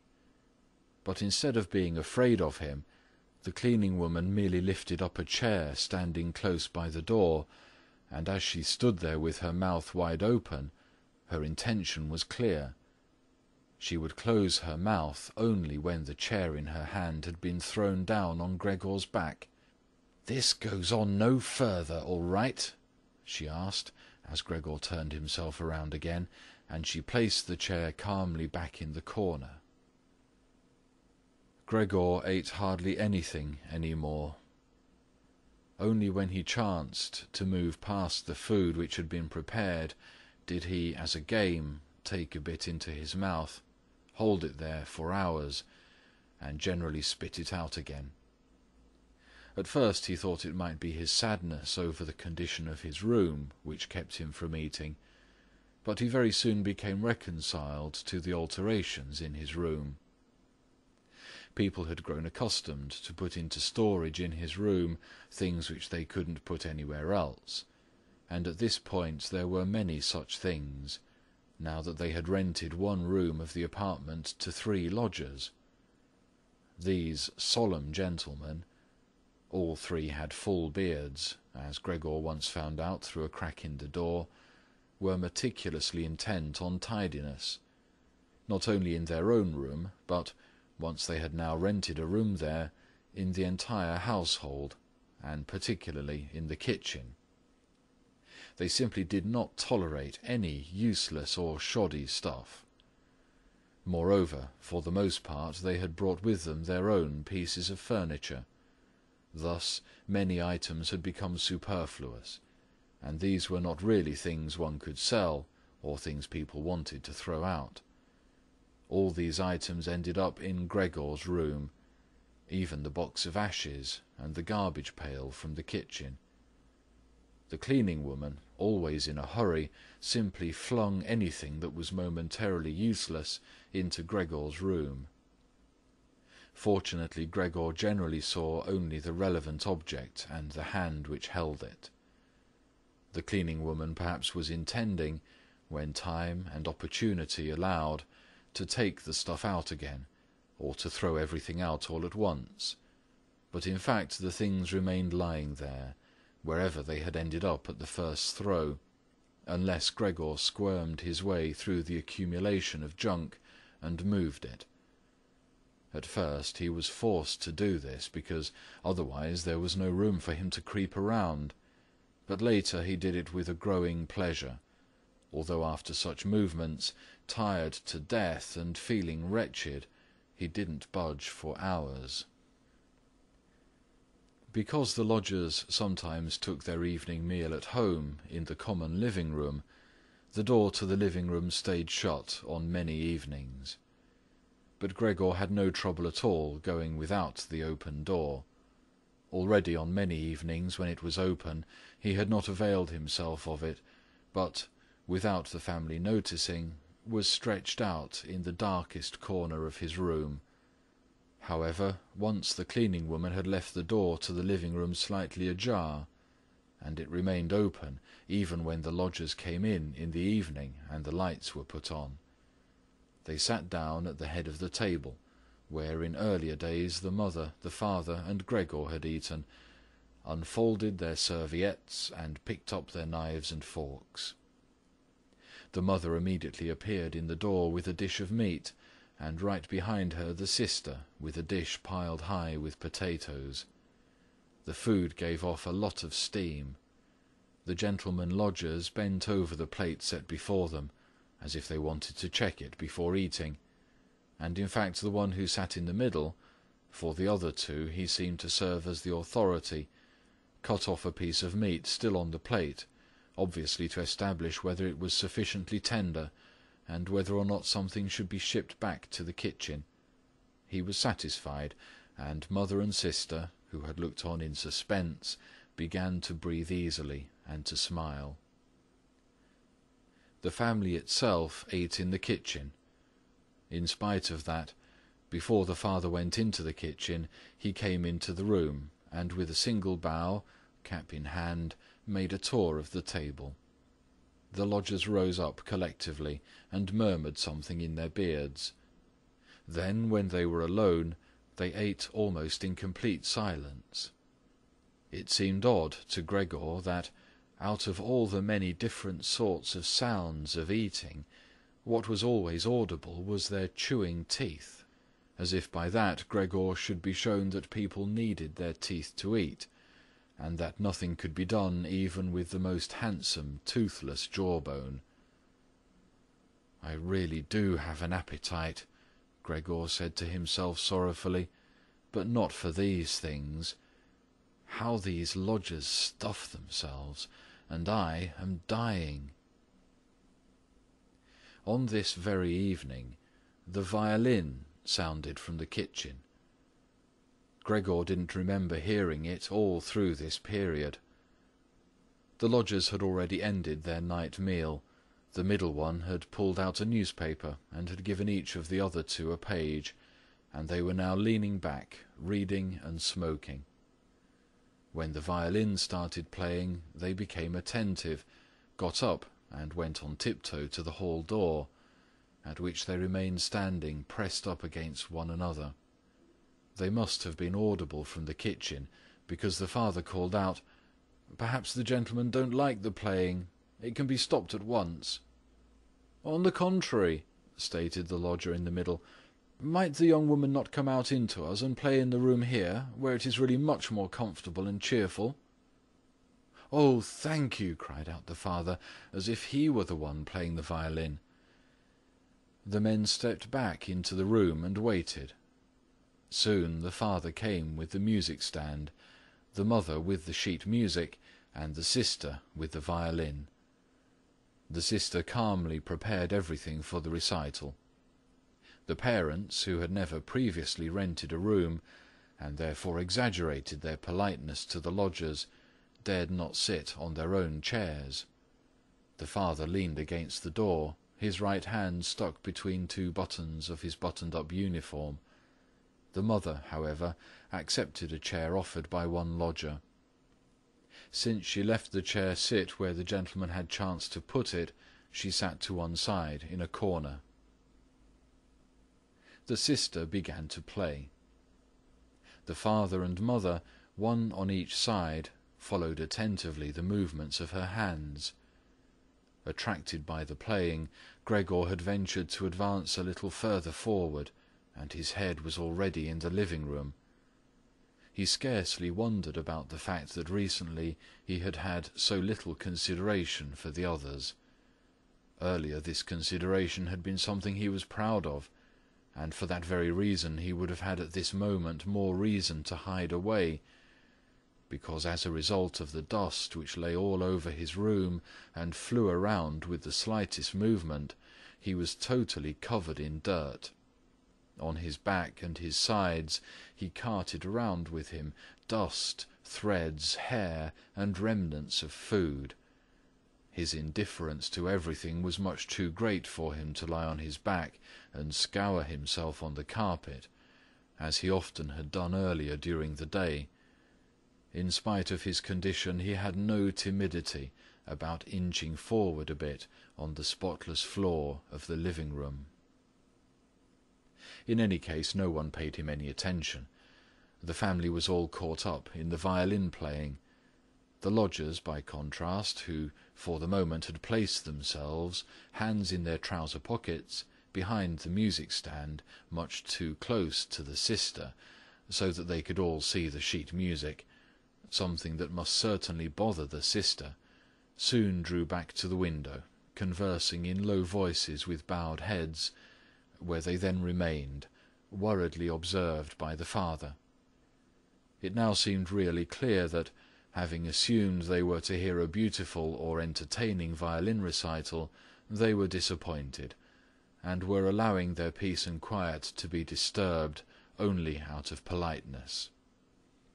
The way in which they all blew the smoke from their cigars out of their noses and mouths, in particular, led one to conclude that they were very irritated. And yet his sister was playing so beautifully. Her face was turned to the side. Her gaze followed the score intently and sadly. Gregor crept forward still a little further, keeping his head close against the floor, in order to be able to catch her gaze if possible. Was he an animal that music so captivated him? For him it was as if the way to the unknown nourishment he craved was revealing itself. He was determined to press forward right to his sister, to tug at her dress, and to indicate to her in this way that she might still come with her violin into his room, because here no one valued the recital as he wanted to value it. He did not wish to let her go from his room any more, at least not as long as he lived. His frightening appearance would for the first time become useful for him. He wanted to be at all the doors of his room simultaneously and snarl back at the attackers. However, his sister should not be compelled, but would remain with him voluntarily. She would sit next to him on the sofa, bend down her ear to him, and he would then confide in her that he firmly intended to send her to the conservatory, and that, if his misfortune had not arrived in the interim, he would have declared all this last Christmas. Had Christmas really already come and gone? And would have brooked no argument. After this explanation, his sister would break out in tears of emotion, and Gregor would lift himself up to her armpit and kiss her throat, which she, from the time she started going to work, had left exposed without a band or a collar. "Mr. Samsa," called out the middle lodger to his father, and without uttering a further word pointed his index finger at Gregor as he was moving slowly forward. The violin fell silent. The middle lodger smiled, first shaking his head once at his friends, and then looked down at Gregor once more. Rather than driving Gregor back again, the father seemed to consider it of prime importance to calm down the lodgers, although they were not at all upset, and Gregor seemed to entertain them more than the violin recital. The father hurried over to them, and with outstretched arms tried to push them into their own room, and simultaneously to block their view of Gregor with his own body. At this they became really somewhat irritated, although one no longer knew whether that was because of the father's behaviour, or because of knowledge they had just acquired that they had, without knowing it, a neighbour like Gregor. They demanded explanations from his father, raised their arms to make their points, tugged agitatedly at their beards, and moved back towards their room quite slowly. In the meantime, the isolation which had suddenly fallen upon his sister, after the sudden breaking off of the recital, had overwhelmed her. She had held on to her violin and bow in her limp hands for a little while, and had continued to look at the sheet music as if she was still playing. All at once she pulled herself together, put the instrument in her mother's lap. The mother was still sitting in her chair, having trouble breathing, for her lungs were labouring, and had run into the next room, which the lodgers, pressured by the father, were already approaching more rapidly. One could observe how, under the sister's practised hands, the sheets and pillows on the beds were thrown on high and arranged. Even before the lodgers had reached the room, she was finishing fixing the beds and was slipping out. The father seemed so gripped once again with his stubbornness that he forgot about the respect which he always showed to his renters. He pressed on, until at the door of the room the middle gentleman stamped loudly with his foot, and thus brought the father to a standstill. "I hereby declare," the middle lodger said, raising his hands and casting his glance both on the mother and the sister, "that considering the disgraceful conditions prevailing in this apartment and family," with this he spat decisively on the floor, "I immediately cancel my room. I will, of course, pay nothing at all for the days which I have lived here. On the contrary, I shall think about whether or not I will initiate some sort of action against you, something which, believe me, will be very easy to establish." He fell silent, and looked directly in front of him, as if he was waiting for something. In fact, his two friends immediately joined in with their opinions. "We also give immediate notice." At that, he seized the door handle, banged the door shut, and locked it. The father groped his way tottering to his chair, and let himself fall in it. It looked as if he was stretching out for his usual evening snooze, but the heavy nodding of his head, which looked as if it was without support, showed that he was not sleeping at all. Gregor had lain motionless the entire time on the spot where the lodgers had caught him. Disappointment with the collapse of his plan, and perhaps also weakness brought on by his severe hunger, made it impossible for him to move. He was certainly afraid that a general disaster would break over him at any moment, and he waited. He was not even startled when the violin fell from the mother's lap, out from under her trembling fingers, and gave off a reverberating tone. "My dear parents," said the sister, banging her hand on the table by way of an introduction, "things cannot go any longer in this way. Maybe if you don't understand that, well, I do. I will not utter my brother's name in front of this monster, and thus I say only that we must try to get rid of it. We have tried what is humanly possible to take care of it and to be patient. I believe that no one can criticize us in the slightest." "She is right in 1,000 ways," said the father to himself.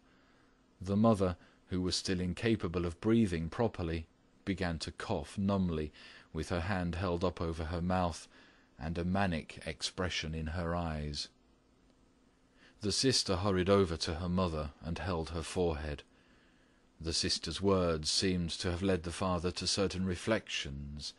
He sat upright, played with his uniform hat among the plates, which still lay on the table from the lodger's evening meal, and looked now and then at the motionless Gregor. "We must try to get rid of it," the sister now said decisively to the father, for the mother, in her coughing fit, was not listening to anything. "It is killing you both. I see it coming. When people have to work as hard as we all do, they cannot also tolerate this endless torment at home. I just can't go on any more." And she broke out into such a crying fit that her tears flowed out down onto her mother's face. She wiped them off her mother with mechanical motions of her hands. "Child," said the father sympathetically, and with obvious appreciation, "then what should we do?" The sister only shrugged her shoulders as a sign of perplexity, which, in contrast to her previous confidence, had come over her while she was crying. "If he only understood us," said the father in a semi-questioning tone. The sister, in the midst of her sobbing, shook her hand energetically, as a sign that there was no point thinking of that. "If he only understood us," repeated the father, and by shutting his eyes he absorbed the sister's conviction of the impossibility of this point, then perhaps some compromise would be possible with him, but as it is— "It must be gotten rid of," cried the sister. "That is the only way, father. You must try to get rid of the idea that this is Gregor. The fact that we have believed for so long, that is truly our real misfortune. But how can it be Gregor? If it were Gregor, he would have long ago realized that a communal life among human beings is not possible with such an animal, and would have gone away voluntarily. Then we would not have a brother, but we could go on living and honor his memory. But this animal plagues us. It drives away the lodgers, will obviously take over the entire apartment, and leave us to spend the night in the alley. Just look, father," she suddenly cried out. "He's already starting up again." With a fright which was totally incomprehensible to Gregor, the sister even left the mother, pushed herself away from her chair as if she would sooner sacrifice her mother than remain in Gregor's vicinity, and rushed behind her father, who, excited merely by her behaviour, also stood up and half raised his arms in front of the sister as though to protect her. But Gregor did not have any notion of wishing to create problems to anyone, and certainly not for his sister. He had just started to turn himself round in order to creep back into his room, quite a startling sight, since, as a result of his suffering condition, he had to guide himself through the difficulty of turning round with his head, in this process lifting and banging it against the floor several times. He paused and looked around. His good intentions seemed to have been recognized. The fright had lasted only for a moment. Now they looked at him in silence and sorrow. His mother lay in her chair, with her legs stretched out and pressed together. Her eyes were almost shut from weariness. The father and sister sat next to one another. The sister had set her hands around the father's neck. "Now perhaps I can actually turn myself around," thought Gregor, and began the task again. He couldn't stop puffing at the effort, and had to rest now and then. Besides, no one was urging him on. It was all left to him on his own. When he had completed turning round, he immediately began to wander straight back. He was astonished at the great distance which separated him from his room, and did not understand in the least how in his weakness he had covered the same distance a short time before, almost without noticing it. Constantly intent only on creeping along quickly, He hardly paid any attention to the fact that no word or cry from his family interrupted him. Only when he was already at the door did he turn his head, not completely, because he felt his neck growing stiff. At any rate, he still saw that behind him nothing had changed. Only the sister was standing up. His last glimpse brushed over the mother, who was now completely asleep. Hardly was he inside his room when the door was pushed shut very quickly, bolted fast, and barred. Gregor was startled by the sudden commotion behind him, so much so that his little limbs bent double under him. It was his sister who'd been in such a hurry. She had stood up right away, had waited, and had then sprung forward nimbly. Gregor had not heard anything of her approach. She cried out, "Finally!" to her parents as she turned the key in the lock. "What now?"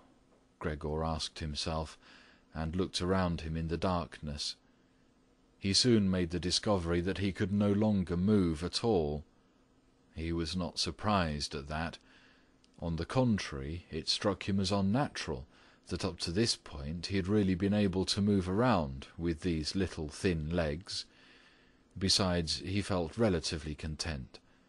True, he had pains throughout his entire body, but it seemed to him that they were gradually becoming weaker and weaker, and would finally go away completely. The rotten apple in his back, and the inflamed surrounding area, entirely covered with white dust, he hardly noticed. He remembered his family with deep feelings of love.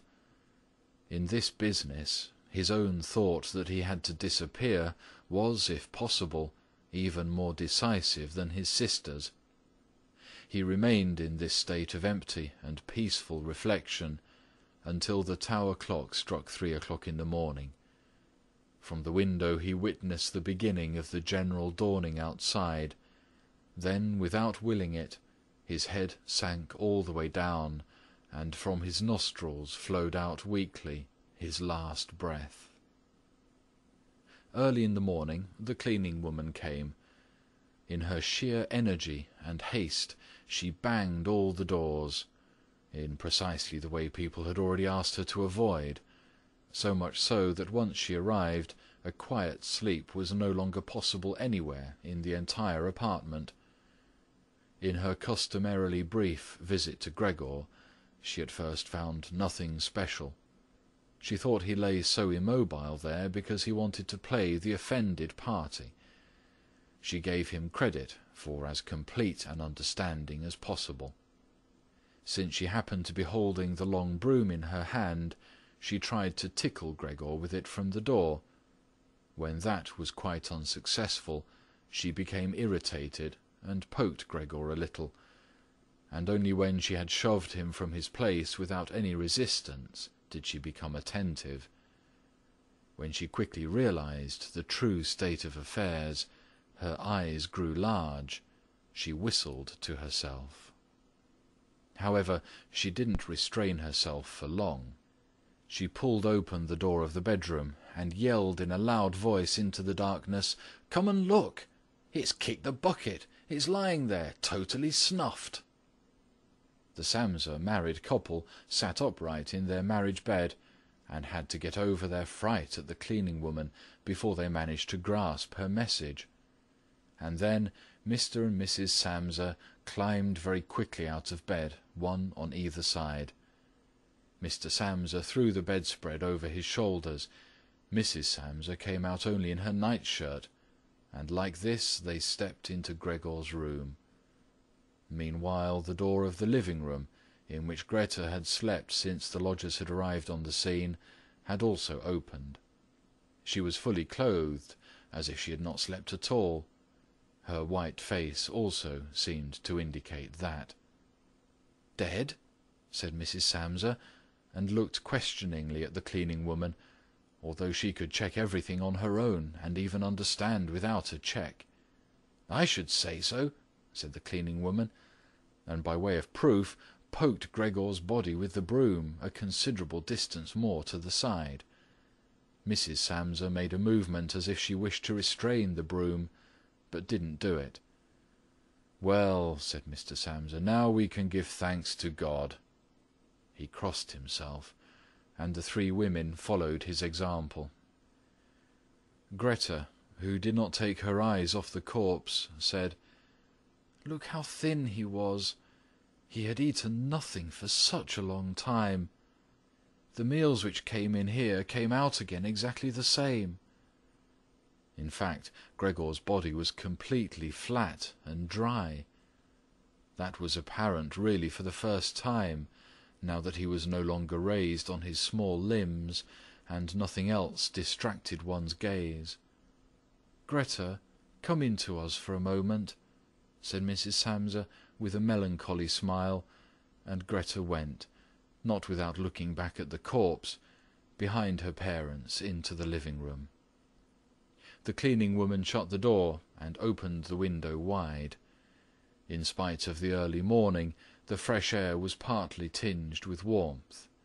It was already the end of March.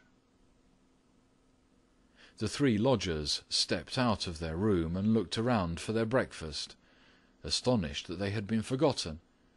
"Where is the breakfast?" asked the middle one of the gentlemen, grumpily, to the cleaning woman. However, she laid her finger to her lips, and then quickly and silently indicated to the lodgers that they could come into Gregor's room. So they came, and stood in the room, which was already quite bright, around Gregor's corpse, their hands in the pockets of their somewhat worn jackets. Then the door of the room opened, and Mr. Samsa appeared in his uniform, with his wife on one arm and his daughter on the other. All were a little tear-stained. Now and then Greta pressed her face into her father's arm. "Get out of my apartment immediately," said Mr. Samsa, and pulled open the door, without letting go of the women. "What do you mean?" said the middle lodger, somewhat dismayed, and with a sugary smile. The two others kept their hands behind them, and constantly rubbed them against each other, as if in joyful anticipation of a great squabble which must end in their favour. "I mean exactly what I say," replied Mr. Samsa, and went directly with his two female companions up to the lodger. The latter at first stood there motionless, and looked at the floor, as if matters were arranging themselves in a new way in his head. "All right then, we'll go," he said, and looked up at Mr. Samsa, as if, suddenly overcome by humility, he was asking fresh permission for this decision. Mr. Samsa merely nodded to him repeatedly, with his eyes open wide. Following that, the lodger actually went with long strides immediately into the hall. His two friends had already been listening for a while, with their hands quite still, and now they hopped smartly after him, as if afraid that Mr. Samsa could step into the hall ahead of them and disturb their reunion with their leader. In the hall, all three of them took their hats from the coat-rack, pulled their canes from the cane-holder, bowed silently, and left the apartment.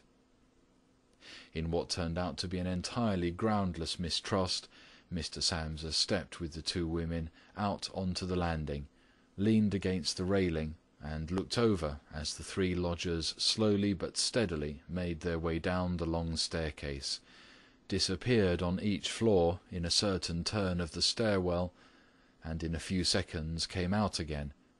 The deeper they proceeded, the more the Samsa family lost interest in them, and when a butcher with a tray on his head came to meet them, and then with a proud bearing ascended the stairs high above them, Mr. Samsa, together with the women, left the banister, and they all returned, as if relieved, back into their apartment. They decided to pass that day resting and going for a stroll. Not only had they earned this break from work, but there was no question that they really needed it. And so they sat down at the table and wrote 3 letters of apology. Mr. Samsa to his superior, Mrs. Samsa to her client, and Greta to her proprietor. During the writing, the cleaning woman came in to say that she was going off, for her morning work was finished. The three people writing at first merely nodded, without glancing up. Only when the cleaning woman was still unwilling to depart did they look up angrily. "Well?" asked Mr. Samsa. The cleaning woman stood smiling in the doorway, as if she had a great stroke of luck to report to the family, but would only do it if she was asked directly. The almost upright, small ostrich feather in her hat, which had irritated Mr. Samsa during her entire service, swayed lightly in all directions. "All right, then, what do you really want?" asked Mrs. Samsa, whom the cleaning lady still usually respected. "Well," answered the cleaning woman, smiling so happily she couldn't go on speaking right away, "about how that rubbish from the next room should be thrown out. You mustn't worry about it. It's all taken care of." Mrs. Samsa and Greta bent down to their letters, as though they wanted to go on writing. Mr. Samsa, who noticed that the cleaning woman wanted to start describing everything in detail, decisively prevented her with an outstretched hand. But since she was not allowed to explain, she remembered the great hurry she was in, and called out, clearly insulted, "Bye-bye, everyone," turned round furiously, and left the apartment with a fearful slamming of the door. "This evening she'll be let go," said Mr. Samsa, but he got no answer from either his wife or from his daughter, because the cleaning woman seemed to have upset once again the tranquillity they had just attained. They got up, went to the window, and remained there, with their arms about each other. Mr. Samsa turned around in his chair in their direction, and observed them quietly for a while. Then he called out, "All right, come here then. Let's finally get rid of old things, and have a little consideration for me." The women attended to him at once. They rushed to him, caressed him, and quickly ended their letters. Then all three left the apartment together, something they had not done for months now, and took the electric tram into the open air outside the city. The car in which they were sitting by themselves was totally engulfed by the warm sun. Leaning back comfortably in their seats, they talked to each other about future prospects, and they discovered that on closer observation these were not at all bad, for the three of them had employment, about which they had not really questioned each other at all, which was extremely favourable, and with especially promising prospects.